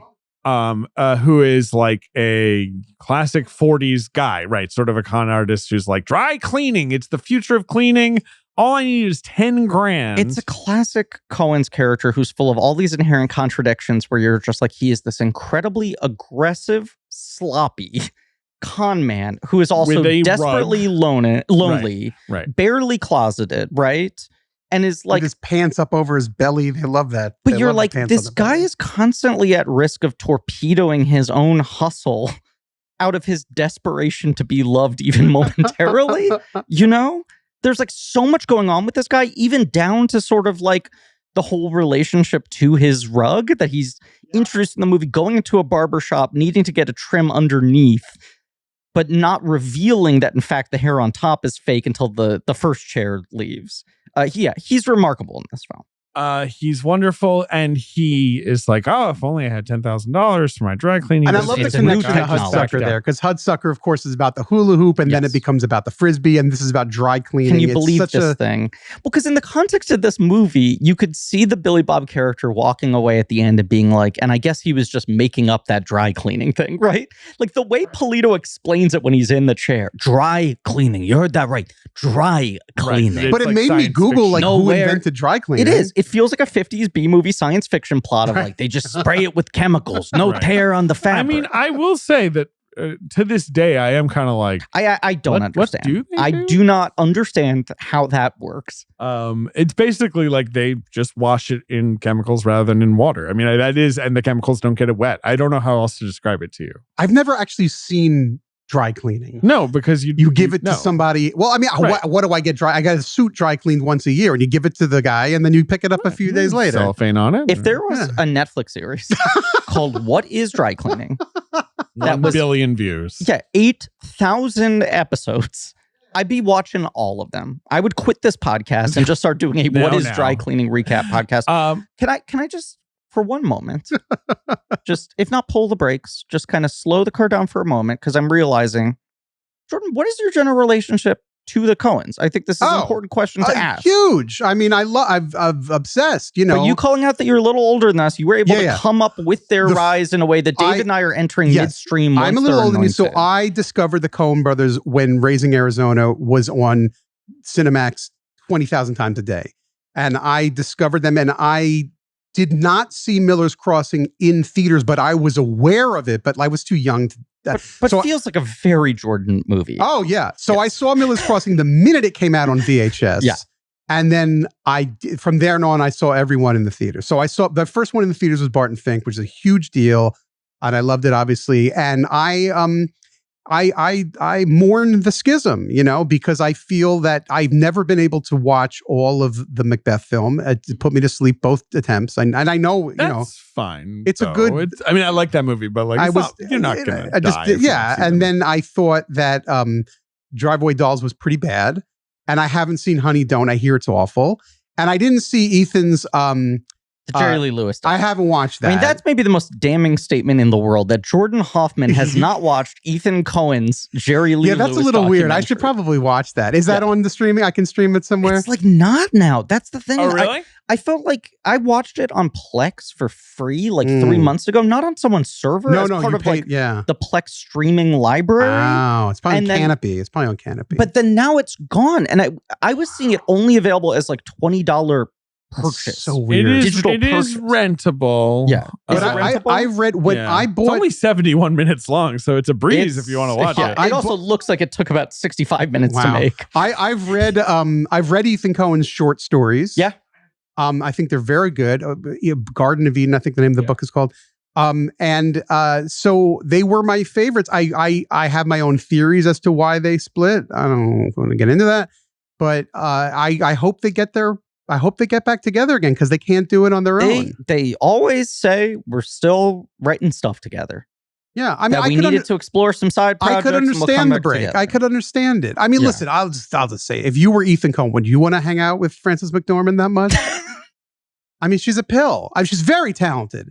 She's very talented, but your sister-in-law. Quite a take for Jordan to launch an hour into this episode. I mean, if your sister-in-law is Frances McDormand, you're like, oh Christ, I got to hang around with Fran some more. I think there are two very, very complicated marriages going on in that partnership. I think they're just interesting dynamics. Yeah.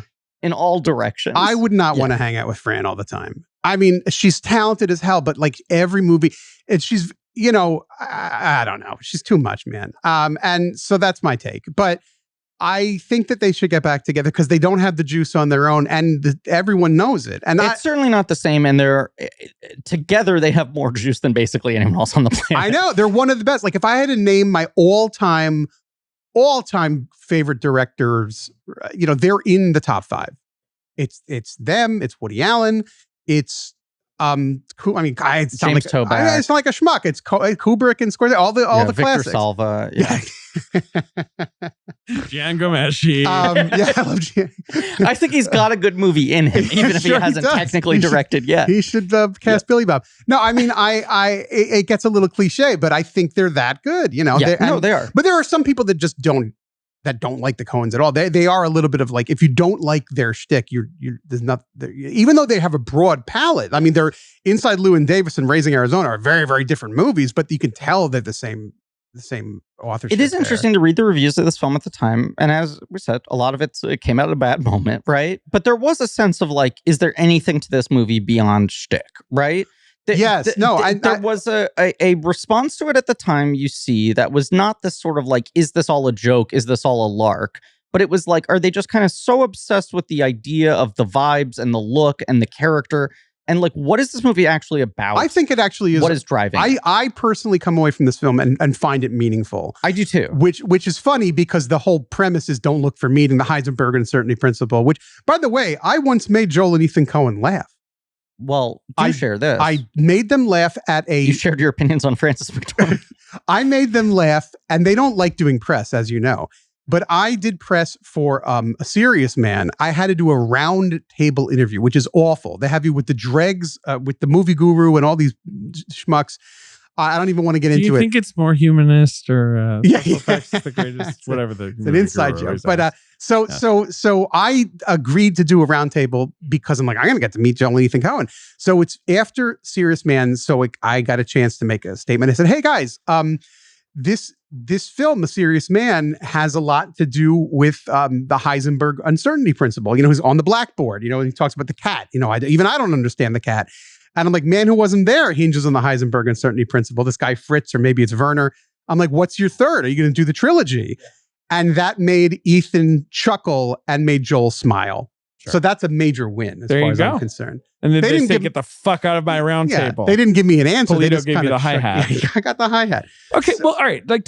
To briefly summarize what the movie's about, because I do think it is more interesting to talk about what do we think, right, is actually going on. You were throwing out the basic setup, right? The basic setup is he's the most passive, placid guy, but he makes this one decision that's kind of out of the ordinary, where he's like, I will get 10 grand to give to this rando, and I'm going to do it by blackmailing the man my wife is cuckolding. My wife's boss, who, by the way, is about to expand his business and give her a prime role in the operation. And essentially, I'm fucking her over. Right. And by the way, fucking over his household. Right. I'm essentially kind of dynamiting everything for this kind of cockamamie thing. And his evidence is a husband knows. He's not wrong, right? But it's not like he doesn't have photos in the act. No, but he knows. Right. Yeah. He's sensed a vibe. He decides to leverage this to get $10,000 to give to a con artist who also maybe just wants to fuck him. And I love that when he shows up in Polito's room, Polito doesn't even recognize or remember him. You get this reveal later with Gandolfini where you're like, he's throwing out 40 of these an hour. Right. And he's surprised if anyone follows up. And when he almost gets away with it, but there's a couple problems. One, of course, there is no dry cleaning business that will soon furnish him with his investment. And two is that Gandolfini does eventually figure out that he's the blackmailer. And so he murders Gandolfini. But then he almost gets away with that because the crime gets pinned on his wife. And she, after, a couple twists and turns, is sent to the chair. And before she goes there, she fucking kills herself. Right. And when he kind of accidentally on purpose kills Gandolfini, there's the great shot. He looks at his hands. His hands do not have blood on them. Pretty cool. And then the bizarre kind of final act of the film plays out where it's like he sort of has like all the knots have been tied up, right? Like he's gotten away with it in a sort of way, but then he starts being crazy. Like he decides he should make a piano star out of his lawyer friend's daughter, played by Scarlett Johansson. How awesome is Richard Jenkins in this He's movie? amazing. And obviously he's amazing in Total His first film with them as well. And so he didn't want to audition because he'd been rejected by them so many times. Right. That he was like, I can't go through the heartbreak of missing out on another Coen I would love to know what parts he's auditioned for. I mean, there's a lot of parts in Coen's movies that you can see Richard Jenkins. And they use him so well from this moment on. Yes. Yeah. And then she like makes a pass at him in a car. He crashes the car, and then when he wakes up, he's accused of murder because they found John Polito's body, who I think Gandolfini murdered. Correct. Yes, he beat the pansy to death for making a pass at him. Right, and and so then he goes to trial. And then Battaluccio, who put up the barbershop as the mortgage to try and protect his sister, attacks him in court, and so the case falls apart. It's declared a mistrial, and he throws himself at the mercy of the judge, who sentences him to the chair. And before he goes to the chair, he sees a UFO, ignores it, and is executed for his crimes. Right. That is what happens fill in in The a lot Man of Who gaps Wasn't here, There. of course, right? I guess so, but Gandolfini's wife has shown up at his door.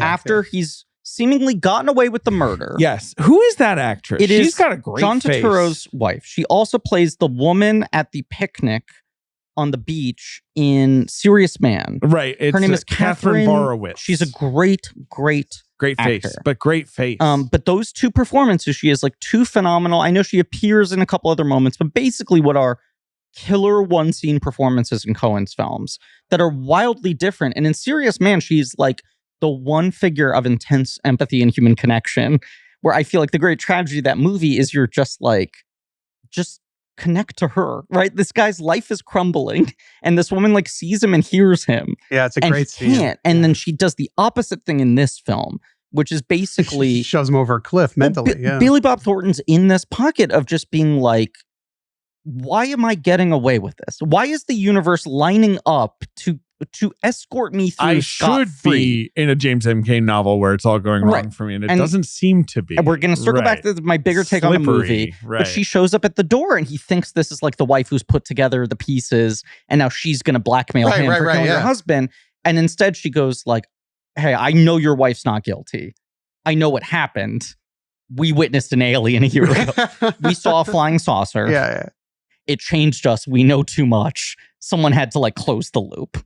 You're good. Your wife's good. So I'm good. Sorry for your loss. It's insane, you know? Yeah, for the tragedy of your wife. Yeah, getting pinned with this.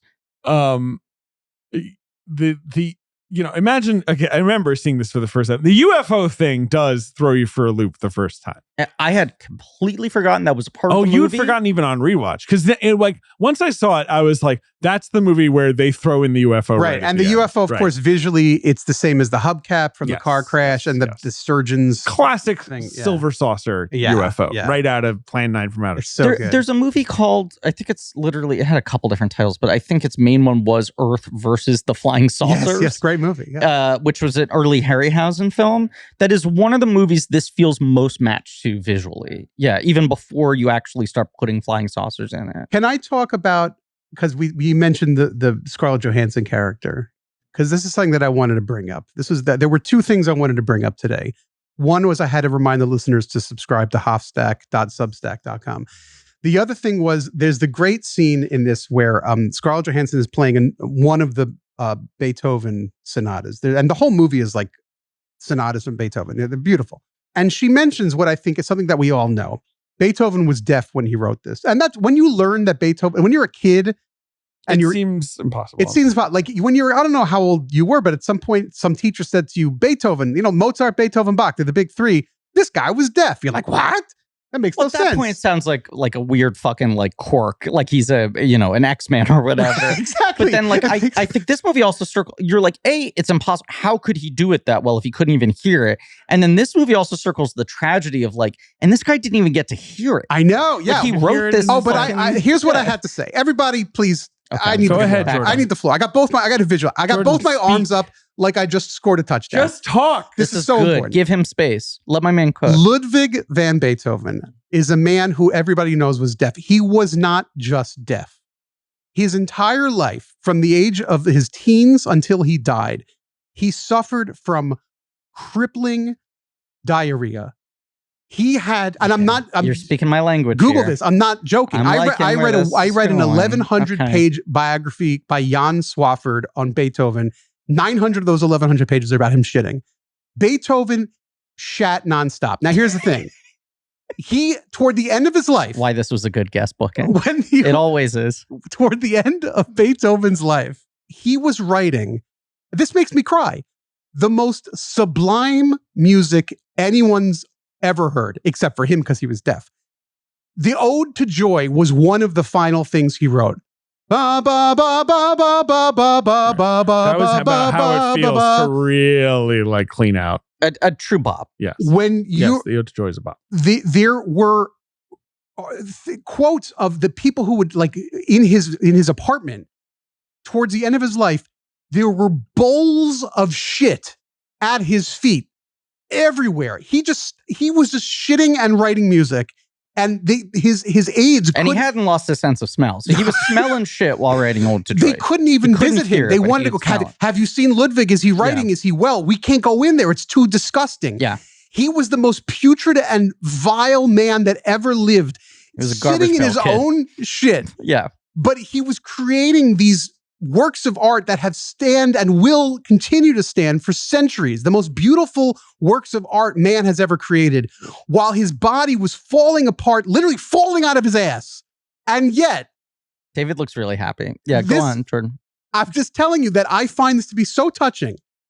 And I feel that people should stop saying, oh, Beethoven was deaf. Scarlett Johansson should have said he was deaf and he was shitting for 20 years. Shitting his brains out. For 20 years. Don't you hate when you have diarrhea? Yeah, my friends. It's not fun. You're preaching to the choir. It's not fun. The man who wasn't there. Yeah. And he was suffering, and yet he still created this artwork. He gave us joy. What do we want to say about so the that's man all who I have to wasn't Many, there? many things. I'm just getting Okay. started here. No. Yes. What do yes. you want to say about the man who wasn't Yes, there? yes. I have many, many things to say.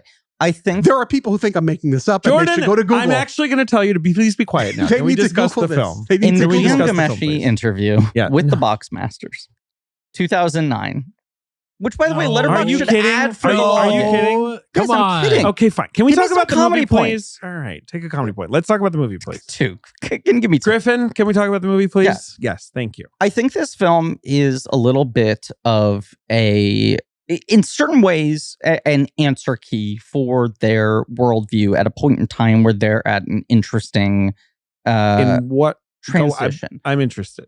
I think this movie... Not interested in Beethoven's butt.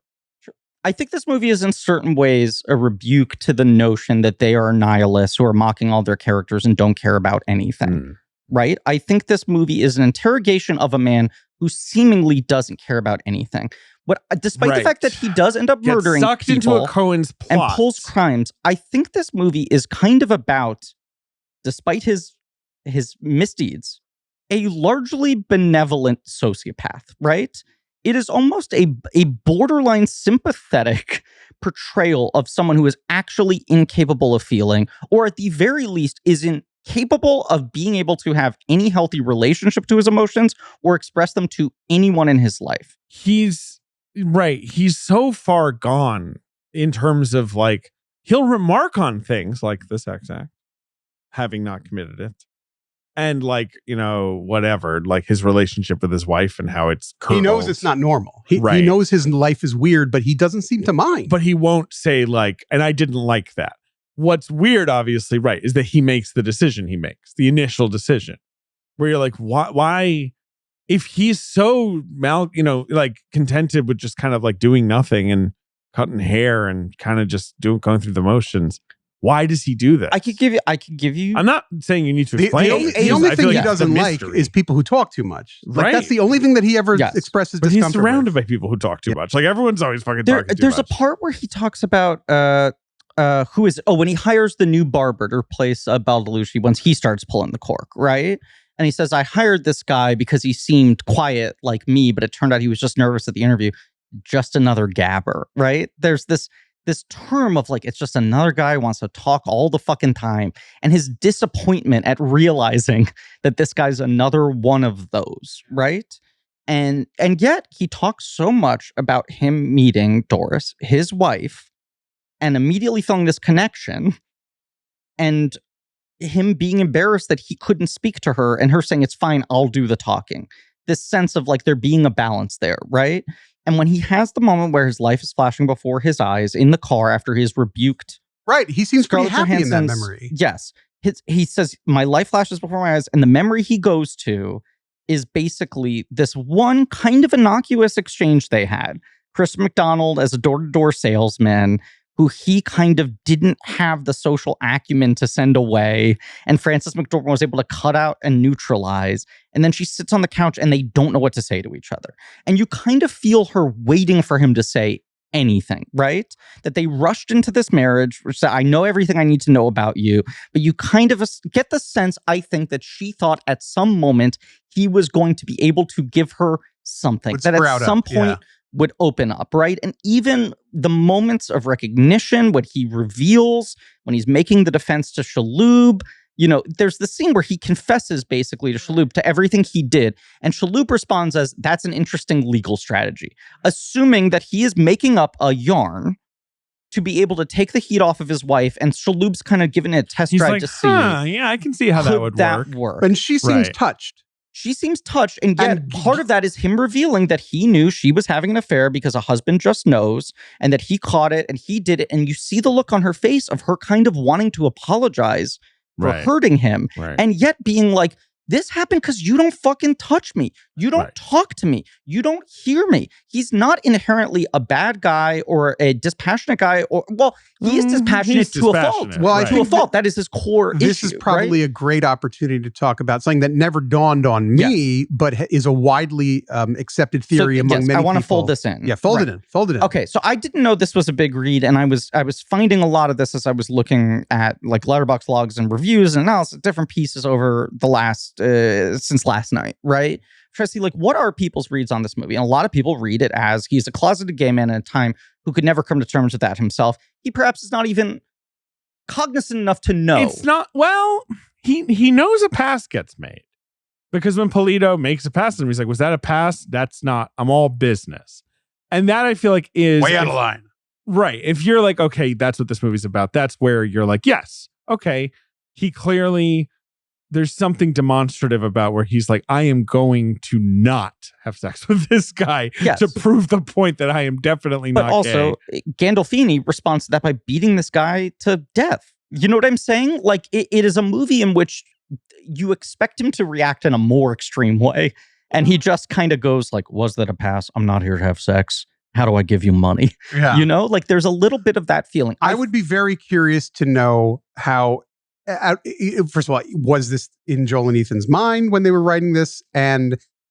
Or if I sometimes feel with their work, they oftentimes are allowing, they know that, people are going to interpret this all kinds of ways. Great. And they just move on. I agree. So they might just be like, yeah, hey, like it might have been after that. They might say, hey, some people are going to think he's gay. Great. Let's talk about the sex. There are three big moments, right? It's the Polito moment. It's obviously the recognition of we have not had the sex act in several years. And is Scarlett Johansson attempting to give him a sexual favor? Yeah, but she's kind of out of this. But she's also like 16. She's 16. We should applaud him for rebuking her. He has like a very like, what are you talking about kind of response. It's the most animated he gets by anything in the film. That's true. Is stopping her from going down on him, right? And she's doing it out of this sense of, you've done me a kindness. I owe you the favor to repay you. But also what I think is what is unspoken in that scene is Scarlett Johansson's assumption that must be why you were doing this the whole time. It's not just, I feel like I owe you this. I assume if my father's stoic older friend starts wanting to give me a fucking career setup, it must be, I need to essentially. And if I've gone along with it this far, I understand the agreement. That's what I'm trying to do. And his reaction is like, what? How could you possibly read it that way? Well, he's more heavens to Betsy, he says. Right. But he again, physically recoils in a way that causes the car to crash. It does, but it does feel a little performative. Like, I do think he does, or like, much like with Polito. Like, it's like, I mean, and again, look, I don't want to, like Jordan's saying, I do feel like the Coens are like, look, make of it what you will.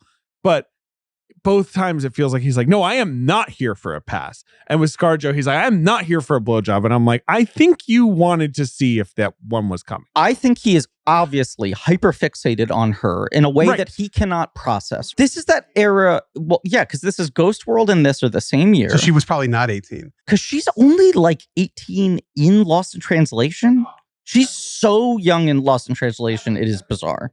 Right? Yeah. Yeah. She was pretty damn young. She was born in Ghost 1984. She's like 2 years older than me. Yeah, so she's she would have been 19 when Lost in Translation comes out. I She's think like she was 18 when they shot it. Right, when this movie comes I think out, she maybe turns 18 when they're filming it. Yeah, But yes, she's actually a teenager in this film.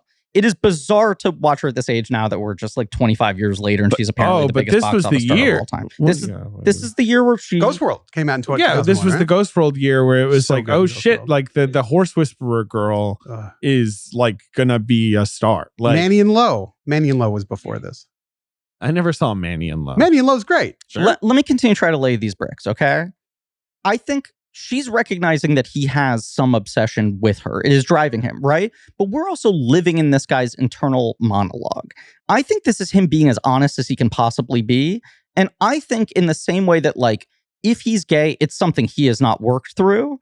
He is almost in denial of whatever sexual attraction he has going on here, in the same way that he still, in my opinion, loves his wife. And I think she would love for her to touch him.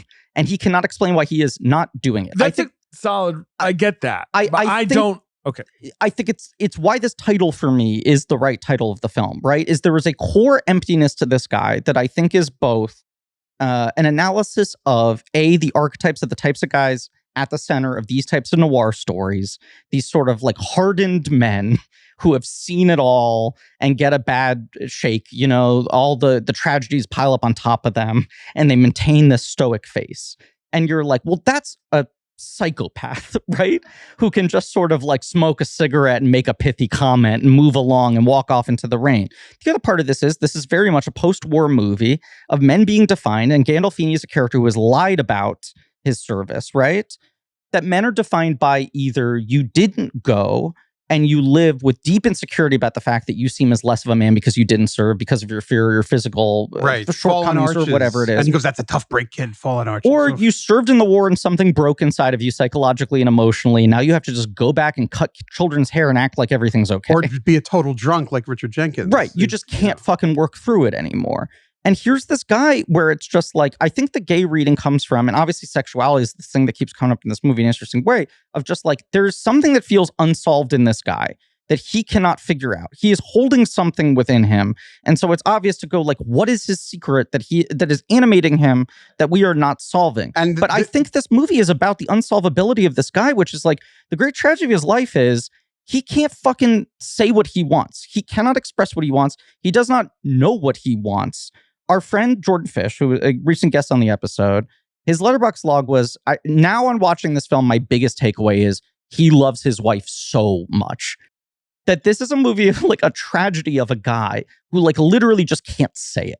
Wow. Right? He's a wife guy. Can't say it in his actions, can't say it in his words, like any of it. I think the fact that he's such a conundrum is the Heisenberg kernel of the film. The more you look for facts, what does Tony Shalhoub say is like, and it's what you started the podcast with, the quote from, if you look for something, if you look for the facts, you'll find they don't mean anything. And I find that to be rather profound. However, I could see a Coen's critic saying, give me that's a whack off type thing to say. Like, if you try to understand it, you never will. Like, I could sort of see a critic condemning the Coens, like, those tricksters, they're so smart, their heads up their ass. They made a movie that if you try to figure it out, that's the point, that you can't figure it out. I think this movie has enough juice that you can come correct, as they say, and do something this pretzel logic. Like, I think if a lesser director tried to make a movie, it's like, if you try to figure out the main character, it'll break your brain. It's annoying. But I think this actually works. Well, because I think it's the point. I think it's about a guy where there's no there. He's almost like a parody of the criticisms of them, right? Yes, this is style, this is affectation, this is mood, this is energy, this is confidence. But is it just rooted in a sort of like cynical nihilism, who gives a shit, right? And you're like, no, it's actually a fairly sympathetic portrayal of a guy whose great curse is that he can't fucking care. Yeah, I buy it. I saw someone on Letterboxd say that there is like very much an autistic reading of this movie at a time where you could not diagnose this guy in that way. And that they said, I kept thinking while watching this film of Temple Grandin's quote that making it through daily life makes me feel like I'm an anthropologist on Mars, right? Yeah. And even just the way he talks about these masking haircuts and all that. What do we do with the hair? Do you ever think about what hair is? Like all of these weird broken things inside of him manifest in this way that seems like a cool fucking noir character. And you're like, this guy just literally doesn't know how to be a person. That's kind of cool. Like, there's the gay read, and then it could be the asexual reader. Just like you say, I don't know if the Coen said, let's make a movie about an autistic person, but just somebody who's not vibrating on this plane, David, I feel like you have some. Well, I've just been listening. You had to let me go. It's just interesting that there's a film with a narration, where the narration, in my opinion, is basically lies and misdirection or just unreliable. And he says lots of stuff and explains nothing. And he does not explain why, like, as I keep pounding, why he does the thing. Why does he blackmail James Gandolfini? Well, because it's an insane thing to do. It's weird because he doesn't look like he's somebody. When he's describing, he doesn't say, and I finally wanted to get one over on my wife. No, he makes it seem like he just wanted to be rich. But he doesn't say that either. No. Right, he does because he says that like he's stuck in a rut. He's the second chair, and he makes it seem as if he were to get a lot of money from being dry cleaning, being George Jefferson. He would finally get a piece of the pie. Yeah, finally get. No, it'd be like he'd be on Easy Street. But the thing is, like, it's almost like he doesn't covet fancy clothes, cars, or houses. Like, what is he going to do with that money if he gets the dry cleaning money? You're it's a little deeper. bit weird. We don't know what he wants, but I think he is kind of like, do I want sex? Do I want money? Do I want my wife to die? Yeah, or like he's mad at her. thinking about these things. May I give my read to that it's interesting. specific question? Yeah, please do. I think he is, once again, in a way he would never be able to work out, even to say internally, right? These are things he could not even admit in an internal monologue. We should mention, as you said, the narration is mostly lies. The reveal at the end of the film is that he's writing this for a men's magazine. His entire story is going to get turned into some tawdry, like, I killed my pregnant wife. Yes, Why? yes. Right? Like, he's going to become tabloid fodder that will then basically probably become a highly fictionalized B movie. Right. Right? Like, that's what his story is becoming, and we're seeing the toniest version of it. But I think he thinks he's telling the truth. I think he is explaining stuff as much as he thinks he can. I think this guy has no relationship to himself. And I think he can't explain the dry cleaning thing for that reason. I think what is going on, and I tied this back to In No Country, obviously a later film, but the moment of the gas station owner having inherited from his wife being this moment that Anton Chigurh shows such disdain and terror at, right? And obviously a lot of the Coen films deal with the sense of different forms of cucking, right? And men being defined by their relationships with their wives and living in fear of them or living through them or all these different things. I think there is this part of Billy Bob where he feels like he is failing his wife by being a man of no ambition who is stuck at the second chair in a job that her brother handed to him, right? And now her career is about to level up. Now she is about to be even more the breadwinner. And he is like, I am not worthy of her if I am not contributing more to this. This is where you lose me. But it's an interesting read. He already knows his wife is slipping away from him. But he also says, when I don't think he's putting money into this because he wants to buy her nice things. I think he's putting money into her because he feels like if he doesn't have money, then what the fuck status does he have in this home? Does he plan to make a fortune I just don't in dry cleaning and then buy her things? He's not incredibly smart. Well, that's true. It is not a well thought out plan. No, it's not a good plan. But I just don't buy that he likes his wife as much as you do.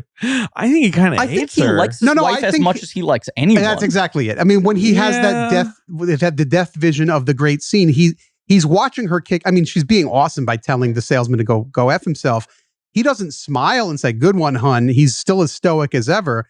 But you project onto it when he's sitting in that chair watching her go to town.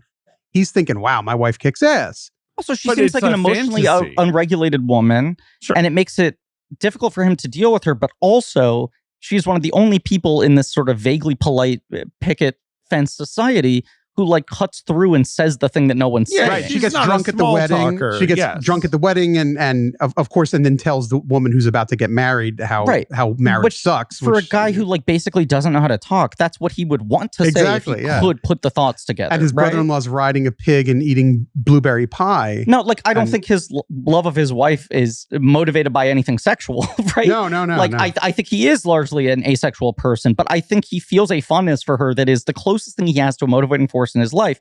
And yet the whole point of this movie is it's like, why does this guy do anything? What fucking drives him? So many of these noir films are like, why does this guy get fucking tangled up in this mess? Because they want money. It's always because they want money. But like, if he doesn't want money for himself, then who does he want it for? I don't think he wants money. I think he wants to ruin his wife. Like I just don't read it the opposite way. Right. But he makes a decision that's destroying her, and then he takes some pleasure in watching it happen. He doesn't care for James Gandolfini. That much is clear. He is James Gandolfini is sort of an offensive creature. Yeah, he wants clearly. He's okay to stick it to him. He doesn't want to kill him, but he wants to give him the works, as they say. Right. I kind of feel like in this type of situation where you find out that your partner is cheating on you, it makes you kind of not think rationally. But he's not finding it out. He knows. He's kind of sensed, but it's so outrageous that then Gandolfini would talk to him, right? Like because about the hypothetical that's so obviously right. But it's like everyone doesn't take him very seriously as like I'm having an affair with a married woman. No one you know is what Gandolfini I feel like that would make you kind of crazy to like know that this guy thinks so little of you that he's gonna disrespect you in this way right to your face. But this is also the core of sociopathy, right? Like where you hear these accounts of like horrendous crimes and they track down the person and they interrogate them for days and they just never get to the bottom of like, why did you do this? You know? Right. And they go through the checklist like, did you get a sexual satisfaction from it? Is it revenge? Is it power? And sometimes these people just go like, I don't know. Yeah. You know, sometimes these people have a whole fucking system in their head, right? And it all ties together in a warped logic, but there is a chain within it. And sometimes these people are just like, I don't know. I just started doing it. It just kind of happened. Yeah, I mean, I think about the movie Detour a lot while watching this, which very much feels like a Grimm's fairy tale you mean the version of a noir classic. Right? Yes, yeah. And that is a movie where a guy who isn't that smart and isn't that interesting just keeps on fucking stepping further and further into shit. And at times it starts to feel like the character is supernatural, right? Like mild spoilers, the guy seems to like murder people by accident. Yes. Right? He is what is almost like Final Destination style setup. Suddenly like phone cords become tied around people's necks and they die in front of them. I mean, that movie was kind of like, that was like very dark even for the noirs of the era or whatever. Yes. But that's a movie where this guy is just trying to fucking outrun this thing that you know is going to catch up to him. Right. It is so fascinating that the structure of this movie is basically every time he does something terrible or something terrible happens in his vicinity, almost immediately someone shows up and like hand delivers him a mulligan. Yeah. Right? No, like a white glove. Even, when the cops come to tell him the news that she's been arrested, he's ready to confess. He says, well, I guess we're going downtown. I'm like, what? You see it on his face the second they walk through the door, it's over. Yeah, right? And he's not going to fight it. You can tell, I think, on his face that he's about to tell them everything. Right. And also, he only killed Gandolfini by accident. I mean, he did kill him, but he was being strangled. He was about to die. Want to kill him. And he happens to have that. Like, he's not looking to murder. No, he happens to have that thing. And I think he would have been just as happy to... Which they go, that's a lady's weapon. And he's like, it's a cigar cutter. It belonged to the guy. Right. And they're like, no, it looks like some lady shit. But he would have loved to have got him in a less lethal spot. Had he punched Gandolfini in the cheek and Gandolfini stepped back and then they would have taken a breath, he would have been just as happy. He didn't mean to kill him, but he got him in the carotid artery and thus the story progresses. Right. But I mean, he more wants to humiliate him, like publicly or whatever, privately, but he wants to humiliate him. Can I mention now the second line that plays in my head all the time from this movie, other than my wife and I have not performed the sex act in years, which by the way, my wife and I performed the sex act plenty of times. Don't worry about that. But the other line, and I actually find it to be quite touching, is Battalucci. How do you pronounce his last name? Michael Battalucci. Battalucci. When the trial's going off the rails and he says, is this procedure? Such a strange line reading because he's new to the court system and earlier he's like, don't let these rich guys fool you. They're just like us. They put their pants on one leg at a time. They use the toilet just like us, Ed. You know, it's a great moment. And then he's like, Ed, is this what happens? And Ed doesn't say anything because he doesn't know. Ed, is this procedure? And I find that, you know, we all think of like, God forbid we should ever be in court.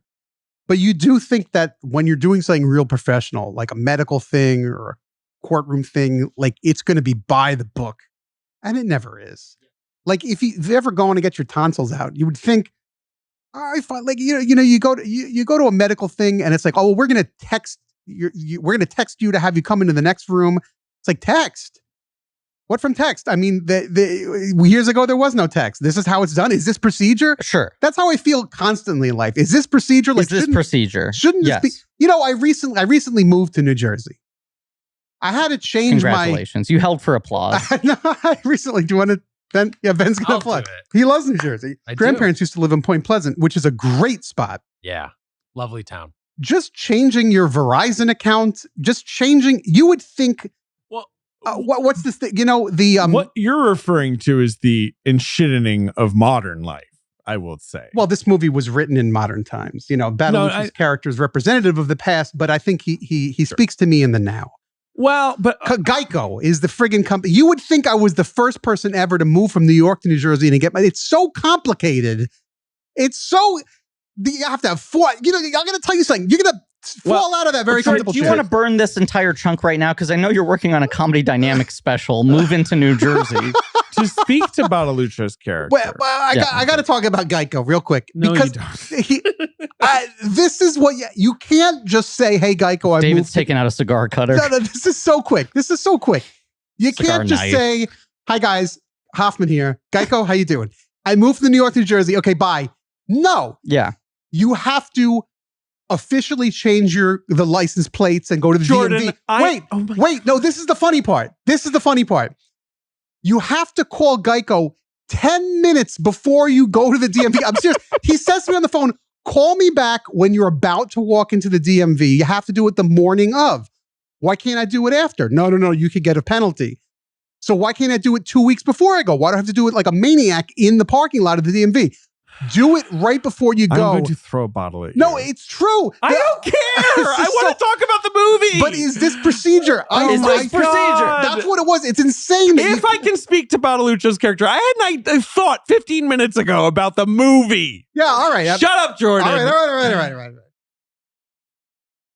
Badaluccio's character is a guy, the boss at the barbershop, who has hit his spot in society and is like, I am so happy here, right? And all he does all day is talk defensively about how great it is to be exactly him, right? It's like, yep, this is where I gotta be, right? No higher, no lower, small business owner, one employee, that's it. I own the store. And there's a tragedy to what happens to him, which is he gives away everything to protect his sister, who is, he shouldn't do that. But there's also something, again, with Ed Crane, where you're like, Ed Crane clearly is like, I can't stand this fucking guy. Yeah. Right? Like, and I hate that he thinks. He doesn't say anything. Now, maybe if you're 11 or 12 years old, Frank's got an interesting point of view, Right, but sometimes he got on my nerves. Right. I hate that he thinks like this is, whatever, the best you can get. So that also comes close to an explanation for why Ed is like, maybe I should try to get some dry cleaning money. Like, maybe I should escape. And like, why Ed is sort of so disdainful quietly of all the normal people around him. And it speaks to sociopathy or whatever, a sort of antisocial kind of feeling that he's not really expressing. But that's all. Just like Badaluccio is kind of like a quiet, like little. I mean, if you had to work with that guy all day, maybe he would. Yeah, he would drive you fucking nuts. He would make you want to, blackmail James Gandolfini. But all of his lines that sound like kind of cool, stylized, like funny dialogue, when you actually look at the text, them are just like, I don't understand these people, right? Like I'm confused by behavior, basically. And I'm looking at some of the quotes here, but like the line where he talks about him and Doris getting married, he said, I think her line was, I know you as well as I'm ever going to, and she's right. She was right. This notion of the relationship never got deeper from that moment. This feeling of like absolute confusion, even the opening lines of the film are him talking about like the other people, right? They're going about their day and I'm holding a secret. And there are all those shots in the car of him just watching passersby like an anthropologist on Mars. Yes, exactly. Cool. This like absolute confusion at it. As we're saying, things keep lining up for him so well, right? Absolutely like in sync with tragedy, that it feels like is cosmically this guy like blessed in some way.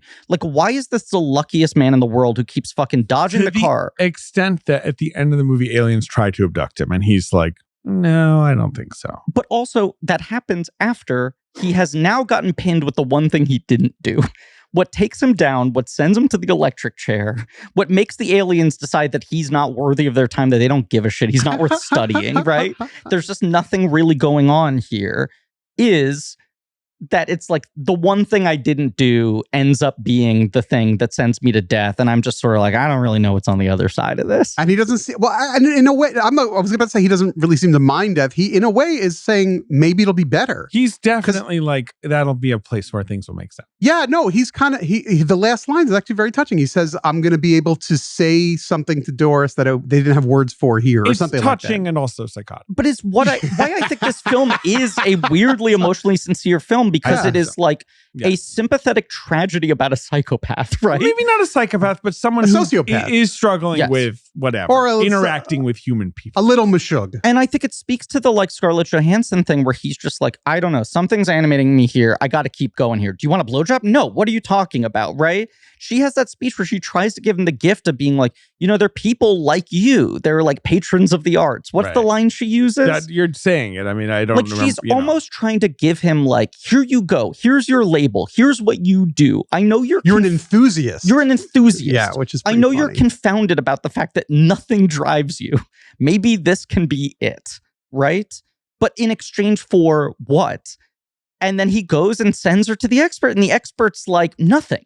And he's like, she's bad? And it's like, no, it's just, there's like nothing. She's like a girl plays piano well. Yeah. And the This isn't expert, the of course, answer. played by the Chubby Rain guy from Bowfinger. Love that guy. Who has You know, transitioned? There's another. Is that right? Correct. Okay. There's Yeah, another. seemingly. There's another parallel universe in this movie which has a happy ending, which is he accepts the blowjob from the underage girl and he learns to love life. And the car doesn't crash. The car doesn't crash. He's like, wow, blowjobs from Scarlett Johansson are terrific. I love life.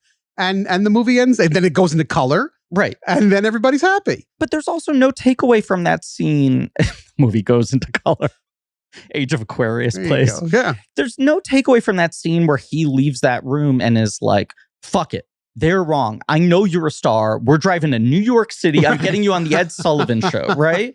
Where The he's a Muppet guy Show. who's now fanatically devoted to proving everyone wrong and like, you know, fucking Colonel Tom Parkering her into what she needs to be. Yeah. It just feels like he's like, I don't know, is this the answer? And they're like, no, that's nothing. And he's like, fuck, then I got nothing. Yeah, that's funny. Right. And like my life flashes before my eyes. And the one thing I regret most is not saying to my wife, hey, thanks for that.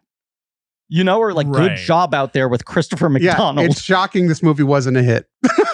I was about to say, no wonder that it was not that well But attended. but at I the This box gets back to office. the Billy Bob Thornton thing where you're like, is this guy like a pill or is he a genius? Mm. Is he like completely out of touch with himself or more in touch with himself than anyone else? Where he ever sort of spoke to these ideas? It was on Canadian public radio or anything like that. I don't know if you've seen the fits he has thrown at the recent Landman premieres. No, I will say I have not been checking in with his. He fit looks like throwing. Captain Jack Sparrow on crystal meth. Cool. Wow. He is like, Well, wait. To be clear, that doesn't actually sound cool. No. I don't think I want Captain Jack Sparrow to That start. sounds just say cool. Google Billy Bob Landman premiere. Is it still season 1 of Landman? Season 2 is Shit. about to debut in the fall. Oh, so I got time. I'm going in on Landman. Oh, I my think you should goodness. become a I'm Landman going to guy. be your Landman. Oh, Yeah. wow. You're seeing It's the interesting because, again, on Landman, he's just like a guy with glasses and a button down.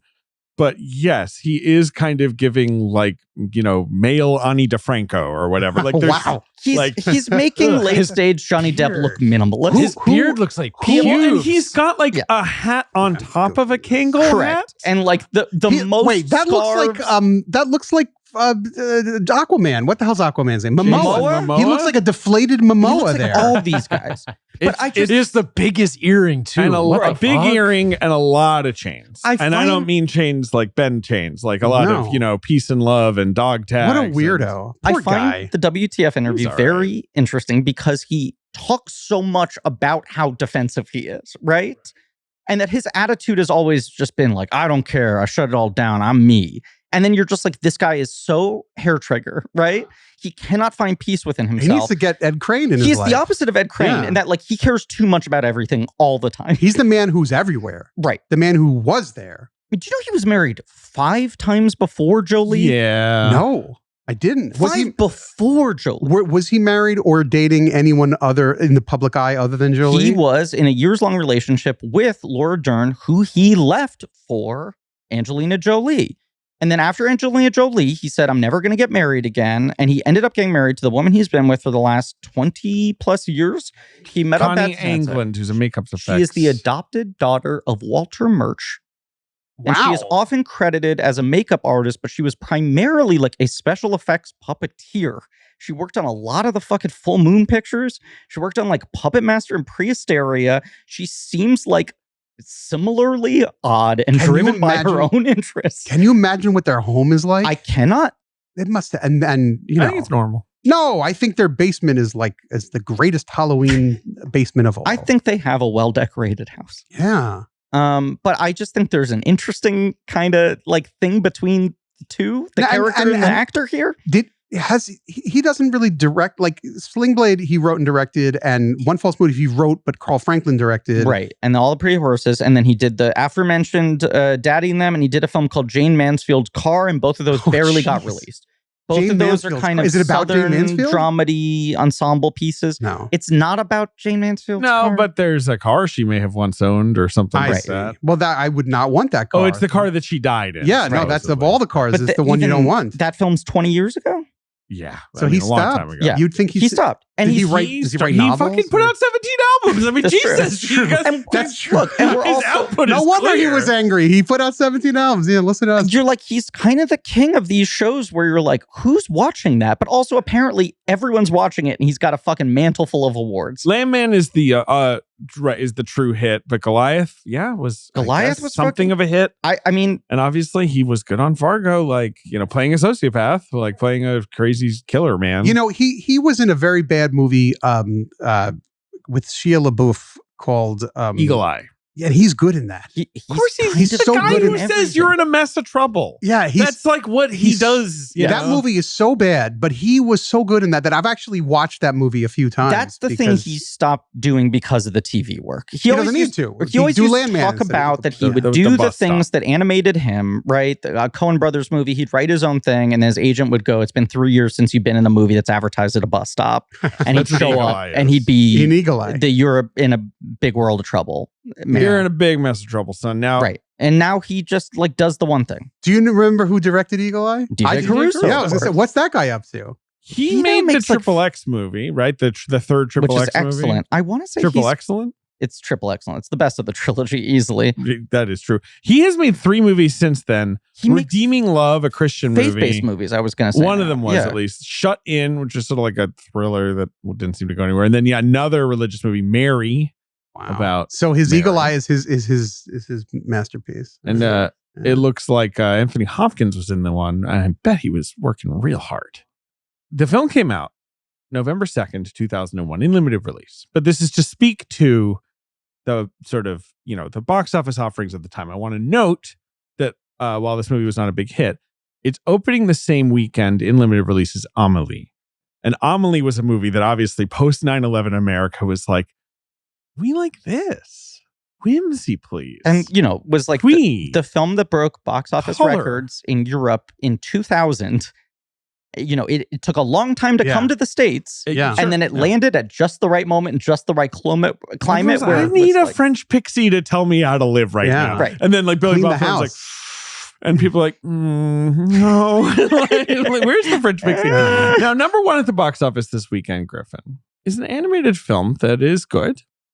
We have remarked upon its possibly deleterious effects on animation It's called Monsters, as a whole. Was It a is huge Monsters Inc. and is also cited as one Pixar's of the Monsters, first big 9/11 post 9/11 hits. Yes, It has a ton of money. huge opening weekend. $62 million. And the Pixar folks were like, we thought the film was good. It was tracking well, but then it kind of like wildly overperformed. And there was this feeling of like, oh, this is exactly what people want. I paid right to see it. now. It's funny. I mentioned that my wife and I first met right around this time period. That how I remember the first time I ever saw the trailer for Monsters Inc. was like one of the first dates with my wife, with Hey. whom I have the sex act, perform the sex act. It's Starting not to much get a little lady doth protest. It's not much of a performance. But we performed the sex act, and early on we did it more frequently. And I remember going to see at the Ziegfeld, may she rest in peace. We went to the Ziegfeld and saw Funny Girl. They had a Yeah, sure. and we saw the trailer for Monsters Inc. And we'd been dating for 2 weeks, and I'm like dying at the trailer because Mike Wazowski and I was Sully going to say, dying at the trailer. I go like, I can't wait to see that. Mike That's gonna be Wazowski, a bit great. of a spiritual animal for I you. love Mike. I love Monsters Inc. The sequel, which was a prequel, not so good. I like it quite a bit. I've only seen it once. But Monsters Inc. is fucking 5-star. It's great. very good. I've seen Yeah. it a billion So I times. applaud it being number 1 at the box office, and I think it should have been. Thank you. What did it open to? 50 or 60? $62 million in 2001. That was one of the bigger. healthy. I think that was one of the 10 biggest openings of all time at that point. Well, I don't know. And we'll never know. Number 2 at the box office is a science fiction action film starring a major star who is sort of trying to cross over Is it into Jet Li's The American One? stardom. It is James Welling's film, The One, starring Jet Li and Jason Statham. Jason Statham's kind of the 2 in that one. You don't want to be the 2 in the 1. I'll tell you that. There can only. It's sort of like Highlander with like dimensions. Right. I've never seen the one. It's multiverse Highlander. It's like almost every Jet Li Hollywood movie. There's stuff, but it doesn't quite the make premise sense. on paper. Like, just if someone hands you a slip of paper and it says Jet Li has to travel across the multiverse, killing other versions of himself, so he can absorb their power. Oh, that sounds good. The more that he kills, the more powerful he becomes. You're like, great, and you're like, congrats, $5 million. We're buying you pitch. Yeah. You open up the fucking final draft. You're like, what is this? How do you write this movie? Like, you feel it where you're like, the premise is so good and there's kind of no good way to dramatize it. It's got some cool stuff. It's got some cool stuff in it. It's James Wong's follow-up to Final Destination too. Made $43 million in the US. Did okay. And it does have a young Statham back when he was like a true martial artist. Number 3, also new. These are all new this week. Is a thriller starring actors. Mm-hmm. And 2001 thriller. Is it Domestic Disturbance? Thank you. Yeah. I just somehow knew you needed nothing. I can tell you why. Travolta in his shoulder-ish length. I think he's pretty close cropped in that one. Is he? Let's see. His wife. It's John Travolta, Terry Polo, and Steve Buscemi is dating Vince Vaughn, and he's convinced that his wife's new boyfriend / husband is a psychopathic murderer. And he's trying to protect his son, but it turns out Buscemi's actually the villain. That's the reason. This is his look. Okay, you're right. It's sort of like, you're right. It's a half Michael. It's Swordfish with the goatee shaved off. Right. So double Buscemi because he's in Monsters, Inc. as well. That is why I remembered and got it so quickly. Yeah. Because it was a big Buscemi weekend. And also Buscemi. Buscemi weekend. I got caught up on saying Buscemi and then stumbled on weekend. I think it's Buscemi. It was the one where he got like Buscemi. It's Buscemi. Seth Rogen corrected me, and it's Scorsese. Scorsese. It's Scorcheesy. It's Scorchy. Buscemi got like slashed in the face in a bar fight while they were making that movie. Vince Vaughn and Steve Buscemi went out drinking in North Carolina where they were filming the movie, and Steve Buscemi was stabbed in the head. That's terrible. And they were trying to keep his character a secret because he was kind of the John Doe in the 7 of the film. Because if you know Buscemi's in it, you're like, I bet he's going to turn out to be the bad guy, right? That's the misdirect. But then it got all this news coverage because you're like, beloved character actor stabbed in head with beer bottle. But yes, Buscemi was king of the box office this weekend. Number 4 at the box office is a film in which an alien is allowed to be frank. An alien is allowed to be frank. Let him be frank. It's a motion picture called K-Pax. The film is K-Pax. Wait, this is so funny. Let me tell you, one thing that K-Pax ain't is funny. No, but this is funny. Yeah. Right now, the day we're doing this recording, like less than 24 hours ago, a friend of mine texted me, they're doing like a special Blu-ray re-release in a steelbook of K-Pax. I'm like, who the fuck is going to pay for that? Who wants that? This is the disastrous end game of steelbooks or whatever, where it's Griffin? Like, I guess we have to do K-Pax? No, Ben, don't do it. I'm not doing it. Griffin bought K-Pax? I'm not. He just did it. I bought the rights. I'm putting it on my own label, Griffin Select. He's eating a banana with the skin Did you know that there's 5 K-Pax books? They only filmed the verse. Wild. Wow. I just want to bring up... There's L-Pax and N-Pax. In future episode, shortly upcoming episode, Intolerable Cruelty. Next week's episode? Or is there one in between? No, I think you're right? Isn't that, we talk about how at one point, Jonathan Demme and Will Smith flirted with making that movie together. Apex. Well, they were trying to make Intolerable Cruelty together.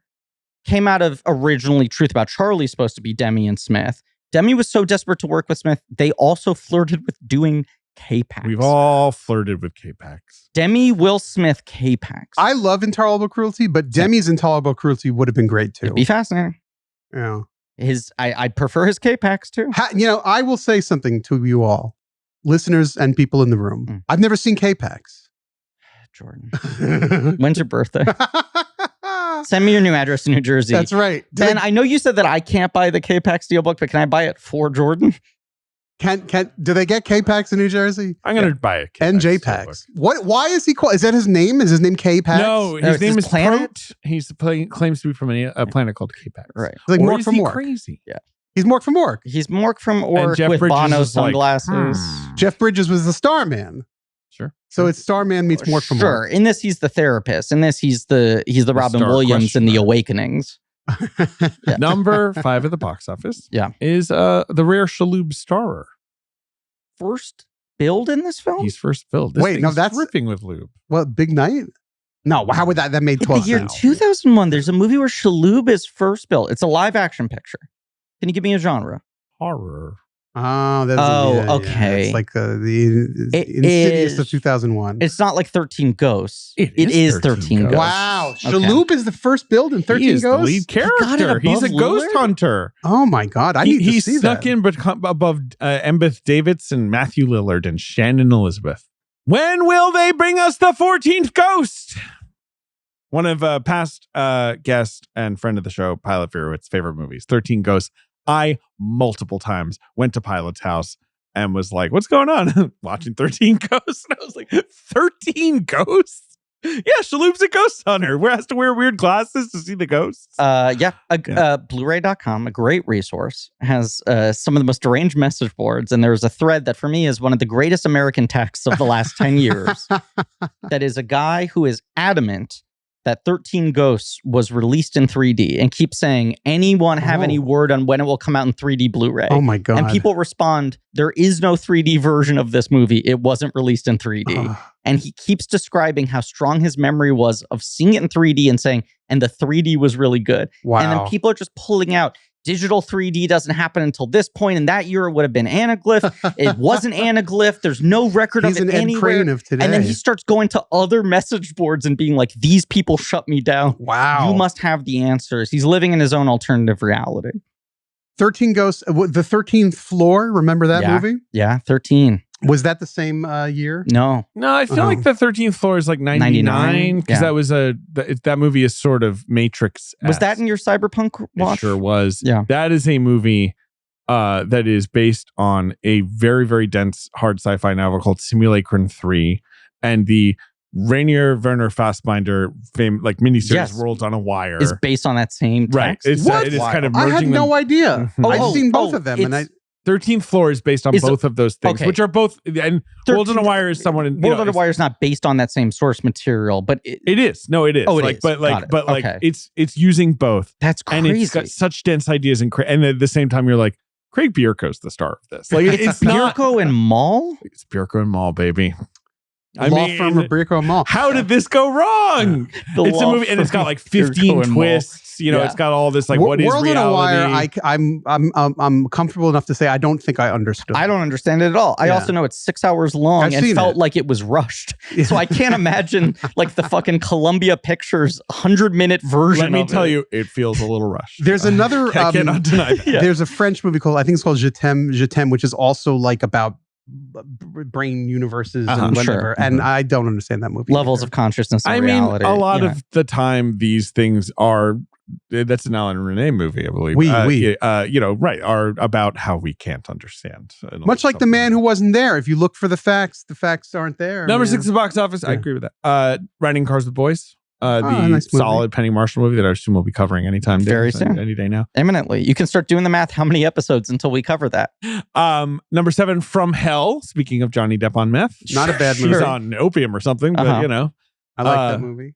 Really? Yeah, I like from. I mean, I love the graphic novel, obviously. I saw it in the theater and said, this is a nice way to spend 2 hours.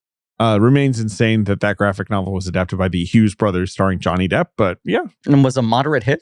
it did okay. Yeah. Number 8 is Training Day, which did great, Uh-huh. obviously. Boom! That was the kind of thing, again, in the fall, people like, we like this kind of darkness. Like Yeah. really, really kind of like over the top. My you memory know. also is that it was a movie that was supposed to come out like September 16th and they like kicked it like a month out of fear of like, is this too intense for people? Right. And then when it came out, people were overperformed. like, yes. And people were like, solid programmer. And then it wins It Oscars. sure did. Right. Number 9 is the Bandits, the aforementioned Bandits. So Hey. Thornton is Hey now. Thornton's on playing, fire. although that movie underperformed, obviously. You love to remind people. Well, it did because it was I know. right after Sixth Sense and stuff, where Yeah. it's like, is Willis back? Is Willis back? And then 10 is Serendipity, the Oh, sure. bad rom com Yeah. with Yeah. Cusack and About the Beckinsale. Russian Tea House. hot chocolate. Serendipity. Yeah. Serendipity. I never saw it. It's not very good. I've had their hot chocolate. Those Cusack movies after High Fidelity, where Hollywood is like, you're a rom-com star, and he just seems so angry about that You fact. say this, and yet I watch fucking America's Sweethearts, and I'm like, he is on fire in this. I can tell he doesn't give a shit. You have and he defended hates that he's in it. movie on several episodes at this point because you've watched it sometime in the last 6 months. Probably, like and your 3 defense years of it is like spread out over a few episodes. And now I'm gonna have to go and watch like who directed that? Which studio executive director? Joe Roth. Joe Roth's America's Sweetheart. Yeah. Which I remember being a 2-star movie. What was the last 2.5 thing John Cusack was in that was memorable? That wasn't Love a and direct Mercy. What about Chirac? Nothing's. Yes, He's I insane in that always movie. forget that he's in that. But he is good in that. It's an interesting performance. Yeah, well, Yeah. he's It might be notable. that, Let's though. say he's notable in that. He had But a it's run not a of- direct-to-video shot in It was a- Bucharest. I mean, Lee Daniels the Butler, one of the weirdest performances ever. He's Nixon in that one? He's Nixon. He plays Nixon like Lloyd Dobler, and he's like, "Hey, I'm not a crook." Checkers. But Love and Kids love- Mercy, he's the less engaging part Although of I that do film. think he is quite good. in that. No, he's great. But that's all. That movie's at least 7 years old. Love and More. Mercy. That movie's More. old. That Yeah. movie's Yeah. like From a while close ago. to 10 years old. It's No, really good. It has been Who a directed while. that? I don't know, some fucking He's a weird millionaire. He's like I'm Joe forgetting the Roth. guy's name, but he was like a film financier who was like, I want to make something. And people were like, yeah, good luck with that, buddy. And Steve pretty Bannon. Well Was it done. Steve Bannon? It's Steve Mnuchin. That's who it is. Is it real? No. No. I forget the name of the guy, but I'm scrolling back and I'm not finding the last thing he was in, I would say, of any legitimacy was Chirac, which was now 10 years That's like ago. 2016 or That's whatever. 2015. Yeah. You know, F that guy. He's got to get his shit Oh, together. he's Since out of then, his mind. Arsenal, Bill- Blood Money, Singularity, Oh. Distorted, River Runs Red, Never Grow Old, Pursuit. I mean, like, Right. And he doesn't even really have an excuse because when Nicolas Cage was doing this nonsense, he was in tax debt. He had to do it. It's Bill Pohlad, who is like part of the Pohlad family, who own the Minnesota Twins. He's the one who did Love and Who mostly produces. and he films. did the Casey Affleck one. Yeah, Dreamin' Wild. I believe that John Cusack could say to his managers, look, I make 10 of these bullshit movies a year. Let me do 7 instead and give me one real movie. There's a director out there that would love to cast I think a he's good... deeply cynical and doesn't care enough anymore. Well, then F him. I agree. That's always the vibe I've got. Because there are people that want to work and he's talented. He's wasting his time. He meant so much to me. And it's like, while I will defend shit like Serendipity and America's Sweetheart, where I'm like, this guy on autopilot had juice that people today wish they could conjure up. Yeah. That was him at his most What's checked a out. recent movie where you could, like Richard Jenkins shows up in The Man Who Wasn't There? Where could you plop John Cusack and say, what a great performance? I think he's truly like, sure, my quote is $5 million. And they're like, you're not getting that if you do one good scene in a Coen Brothers movie. Yeah. Like I think he's just got a huge ego. He doesn't want to do it. He is notoriously one of the biggest assholes in Hollywood. I mean, Nick Cage had to do it because he was in tax. Yes. He had tax problems. Of course, Bruce Willis, we know he was banking up because And he like was sick. all of Cusack's closest friends and collaborators no longer speak to him anymore. So F that It's guy. pretty Like, obvious how Steve Payne, Tim Robinson, everyone who how like works he's, with him like, forever. on a right flow by himself. All right, you know what? Then enough about him. His politics are normal. Oh, he's not normal. He's post swastikas on X, and then he deletes them and He's says, good at I didn't know that was posting anti-Semitic." angry. You know? I just wanted to share something. Yeah. So Jordan, Yeah. a running theme with these kinds of movies is that I watch it and I'm like, this shit would work out for I me. would get away with all of it. And so I just want to kind of walk through, if I may, how I feel like I could pull off a happy ending. Yeah. okay. All right. I want to Still blackmail that motherfucker. Okay. Sure, So yeah. you want to do that. Right. Okay. right. But I don't invest in dry cleaning. Right. You I see keep that coming a the mile off. money. Right. Yeah. Okay? I'm also going to say right off the bat, even before that point, I think just like a bet of 10 years of being open and communicative with your wife. Sure. I like that. Mhm. Having a you healthy, still- trusting okay, all right, relationship. but he still wants the 10 grand having from the Gandalf. sexual relations. Yes, right. Yeah. But then, The of sex course, act. The blackmail. sex act. performing Yes. the sex act. Yeah. Okay, we quit our jobs. Me and Francis go to the happiest place on earth, Disneyland. Hey, I like it this is is the happening. 40s. I think it doesn't exist yet, but I'm going to allow it. Keep Fuck. going. Okay, you start buying land. You go to Wildwood, New Jersey. we rekindled a marriage. Uh-huh. Okay, So maybe Niagara Falls, let's say. sure. Whatever Cue Disneyland Salacious was. Crumb laugh. Ride Playland. Was that going? Yeah, I think that one's really old. Gandolfini still gets in trouble for the embezzlement. Okay. Yeah. Right. Maybe he kills Polito. I don't know. It's Ben not has my this typed problem. up, by the way. This is written. I had to work it out. No, it's good. Wow, Rye Playland opened in 1928. I told you, I knew it was old. Me and Francis moved to New York City, buy a brownstone. Hey, that real estate, so now baby, you're that just will like- pay off. Now It's you're generational. Right. You've got investment insight. Okay. I become a successful abstract expressionist artist because that seems easy. Oh, Yeah, so- totally easy. And No, also, this is it's getting deeply this is cynical. great. Also, maybe Ben, buy some IBM stock. Okay. Yeah. also place bets on winners of the World Series that you know. Yeah, are going right. To Be happen. like, the Bulls are going to run the table in the 90s. I like that this is the first time if I had been in this movie, it would have worked out. Basically involves you being a time traveler. It's just like Googling stuff that will happen. You're in the period the movie is set, but you have the knowledge that you have. Lastly, as 20, yeah. And then 25 fucking like podcast Miro producer. is like, wait, someone did dots before I thought of that? Or whatever. Copyrighted the term computer. Jackson what if Pollock throwing astronauts paint had ice cream? in the There you garbage go. can? Invest in Tang. Buy Tang stock. Okay, lastly though, Yeah. I see an alien. Okay. They take me on their ship. We become good friends. Yeah. Besties. That's the thing. Do you think Joel and Ethan ever had? By the way, that was terrific, Ben. Do you think the applaud Coens would No, they- appreciate you saying all that? you. For sure? Yes. Individually, though, not as a unit. Unfortunately. Now, do you feel that there was ever a moment when they were spitballing the script where they said, and then Billy Bob gets on the spaceship? No. No, too bad. No, if only because, there's a clip that goes around a lot of Guillermo del Toro interviewing them for the Llewyn Davis DVD. It's one of the best extended talks they've ever done. It's like 45 minutes They'll talk to him. of talking shop. And he says, like, the moment, to jump ahead, we'll cover this in weeks from now, but where Llewyn Davis sees the offering to the for town sure. where he knows his illegitimate son lives. The devastating scene. And all sincerity, And he one of the drives most past remarkable and you scenes. think that's obviously where the movie's going. That's going to be the next 20 minutes, if not the ending. And he said, did you ever consider that? Did you do the exercise? And he went, it's funny. We never once until this moment considered that we could have written that he drives there. And I think that is just kind of the way they think. Like the ends are you not write the choosing their moment own of the adventure. person not choosing the thing.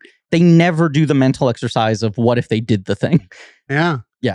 And- It just seems to be a pattern with them. for sure. Yeah. And that's why they're great. And I Yeah. think this movie, if I could just kind of conclude my read on it, is like this tragedy for them about the way that they think people perceive them as like, imagine if you actually didn't care about anything, Well, yeah, like because what a miserable way to live life. they had been now making movies for almost 15 years, right? So they'd been around the block and they'd received plenty of criticism. And even though they're cool guys and they're the smartest guys in the room, No, but it had to have gotten under the skin. I appreciate your read on this as this is their rebuke to their critics. And they have this kind of steely deadpan vibe. They don't want to speak much. They're stone-faced in interviews, Yeah. But they well, also, I did make them laugh. They are remember. funny. Of course, not forget that they are funny in interviews about this movie, though, where they're like, of course, Lebowski got ignored by awards bodies. Of course, Oh Brother was sort of like, just this and then this, we take it to Cannes, we win Best Director. Because they're like, yeah, it's black and white. Like we made an arty movie again. Like they are always so deflective of any kind of like, oh no, we really care about what, the critics think or what the voters think.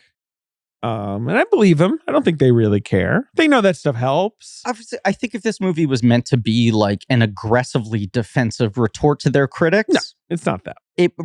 they would have been more direct about it. I think it's more them kind of interrogating the idea of how they're perceived, right? This notion. I think you're right. And I think if they had gone stronger, they would have said to themselves, why are we care? Like, who are we to be upset about our critics? Like, we get to make movies. Like, let's shut up and make movies. I think they're too but it's like an self-aware. imaginative exercise of like the type of person they're accusing us of being. How would that person even function in the world? Yeah. Right? If you truly just don't give a shit and just kind of stand around looking cool, saying cool stuff.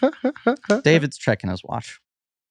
Is it time to go? We've been yapping. Jordan, we come to our listeners with one simple request. Yeah. We just want 157% of you to sign up for Hofstack. Yeah. Offstack.substack.com. And your writing is elsewhere. I write for about movies and TV and stuff, but it's true. The kids are going crazy for Hofstack. They're loving it. TikTok is out. Hofstack is in. We got any new seltzer reviews coming? I miss you doing that work. it's funny because there might be some listeners who do subscribe to the Hofstack saying, hey, buddy, when's your next update? I don't write constantly. I need to get back into that. But what I predict is that when this episode airs in X amount of weeks, there will be a torrent of material, and it's going to be great. So if you buy now, right now, the low price of X amount of dollars per, I should probably raise the price real quick. No, lower it. I'll lower it. Okay, yeah, lower it. It's going to be great. And the people listening, the blog that was there is my Hofstack. Oof, is it a good blog? Let me tell you. Vlog. Occasionally I vlog. Occasionally a vlog. When I'm too lazy to write, I just talk. Loves him. Yeah, the camera loves you. I did a vlog about Weapons. I loved Weapons. That was a good movie. It rules. Loved it. Do you think Weapons will be nominated for the best original screenplay nomination? I That's floated a good question. this on Katie's podcast, Katie Rich, friend of the show, also Substack, where I was like, if that movie is a true phenomenon, you never know. And it's kind of heading in that direction. It's kind of heading in that direction. We're recording this on the eve of its second box office weekend. And she rightly was like, there's a big sort of, barrier to that kind of horror movie. Something like what Coogler did with Sinners, where it's mixed with other genres. I was going to say, it's also Coogler's at a little bit more of an anointment point versus Kreger being fresh. I could see you can't have Sinners and Weapons nominated for best original screenplay. It's too much. I agree. It's too much. One or the other. I wonder if it's a bridge too far, but I also think Weapons has a stronger acting contender than Sinners does. No, Sinners has the stronger acting contender. Who do you think's you think Michael Jordan double MBJ? Yeah, he plays two people. The Oscars love that shit. And you don't think Amy Madigan's going to get nominated? I mean, I would love to see that. Truly would love to see that. Wait, let me ask. We got a long season ahead of us. I think did Ruth Gordon get nominated for Rosemary's Baby? She won an Oscar, my friend. That's why it's a crazy win. She won. So Amy Madigan could get nominated as I would love to see. I really think that performance is very special. I agree, and I think it's sticky. And she's an Oscar nominee. When I was, it's been a while. I think Weapons. I don't think it's and Harris could yell at people for her. I don't He's think a yeller. He's her husband. I don't think Weapons is. They could sit the Oscars together, arms crossed, not applauding. Yes, exactly. Mean mugging, looking like two grumpy cats. Yeah, iconic stuff from them. I don't think Weapons is anywhere near as good as Rosemary's Baby, obviously, but I do think it's kind of one of those movies. Right. I think like kind of pinnacle of Hollywood filmmaking. Yeah, I think Weapons as a horror film it's not crazy to say it's Rosemary's Baby. No, it's not wrong. And you know what's so funny is that this gal who we both love, Julia Gardner, she was in the Rosemary's Baby prequel, which nobody saw. Apartment 7A, which I thought was pretty good. You saw it? Oh, yeah. I never saw it. I watched it. It was good. Should I watch it? I love her. It's Julia one of those things where it's like, it's directed by the person who did Relic, which is a movie I liked, which is why I watched it. Yeah. And it's one of those things where, number one, you're like, I wish this just wasn't a Rosemary's Baby prequel, right? Like, it would be fun if this was just a horror movie set in an apartment building. Number two of it is, obviously, it'd be nice to see it in a theater. I saw it on fucking Paramount Plus. Sure. Number three is that it really it's not perfect, but it has 2 or 3 beautifully directed sequences that are so cool. Diane Weiss plays the Ruth Gordon, the cast of It's good. Oh, that's good. I'm watching it tonight. But I love, if we're talking Julia Garner talk, I love that Australian movie. Now, David Sims does not like the ending. We were talking right before record about the... But I love the movie. It's called The Hotel New Hampshire or something. I don't know what it's called. Royal Hotel? The Royal Hotel New Hampshire. It's very, very, the documentary is called Hotel Normandy, I think. I get the name confused. Hotel Rwanda? It's based on documentary. Yeah. It's based on the documentary Hotel for Dogs. By the way, the Yelp reviews of Hotel Rwanda are terrible. We got to go. Salacious Crumb is asleep. Well, no Wi-Fi. That's... No free Wi-Fi. Ben's looking at his phone. Luckily, we already recorded our ads, but I think Griffin has to record a radio play or something. We'll talk about it later. Thank you all for listening. Please remember to rate, review, and subscribe. Tune in next week for more podcasts. Intolerable Cruelty. By the way, can I just say one thing? This is kind of funny. I'll make this so quick. Once in a blue moon, I go on the Blank Check Reddit page. Normal place. I'm going to the bathroom. No. This is so quick. I don't care. All right. I'll just talk to the others. My man's about to take a number 3. He's going to rub one out. Now listen to this. I will occasionally... He's going to do the sexual act. He's going to perform the sex act with the toilet paper. I will occasionally go on Reddit and look up myself, of course, obviously, and look up myself on the Blank Check Reddit page. Yes. And this is the comment that's always many fans on this. No. This is the comment made about me, Jordan Hoffman. And under rated guest. This is Now, true. that's an honor. But when will I be a rated guest? Why am I the Jordan? Yeah. I'm dubbing you now. Blank Check's most rated guest. I would like to be rated. That is your title from here on out. I feel in life, this is my entire everything I do, whether it's going to work for a company that then closes 2 weeks later after I promoted on this podcast, whether it's performing the sex act with my wife, Of course. it's always like, hey, that was better than I expected.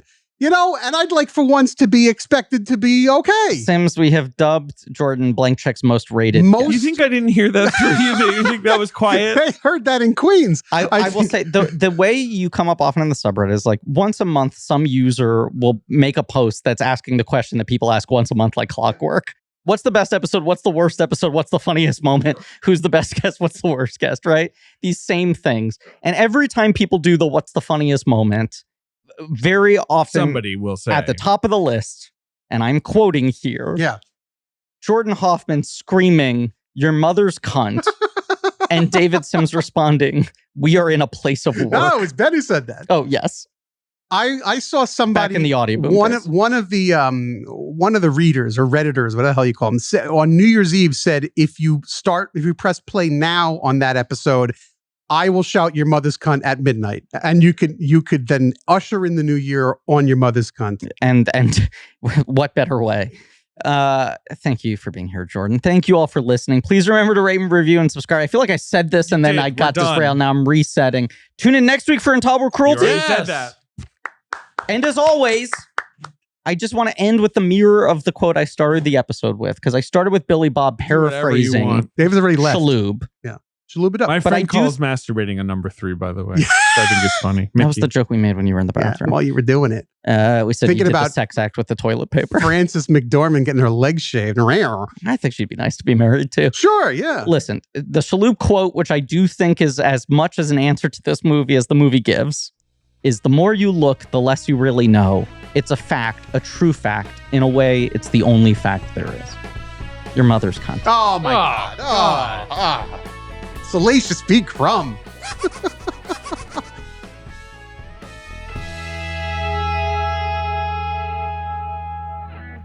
Blank Check with Griffin and David is hosted by Griffin Newman and David Sims.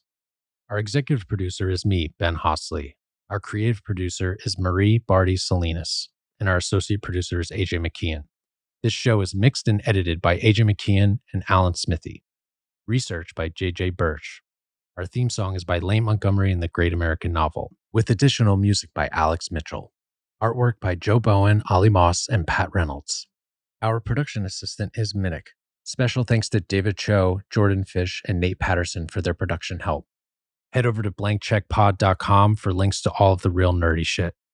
Join our Patreon, Blank Check Special Features, for exclusive franchise commentaries and bonus episodes. Follow us on social at Blank Check Pod. Subscribe to our weekly newsletter, Checkbook, on Substack. This podcast is created and produced by Blank Check Productions.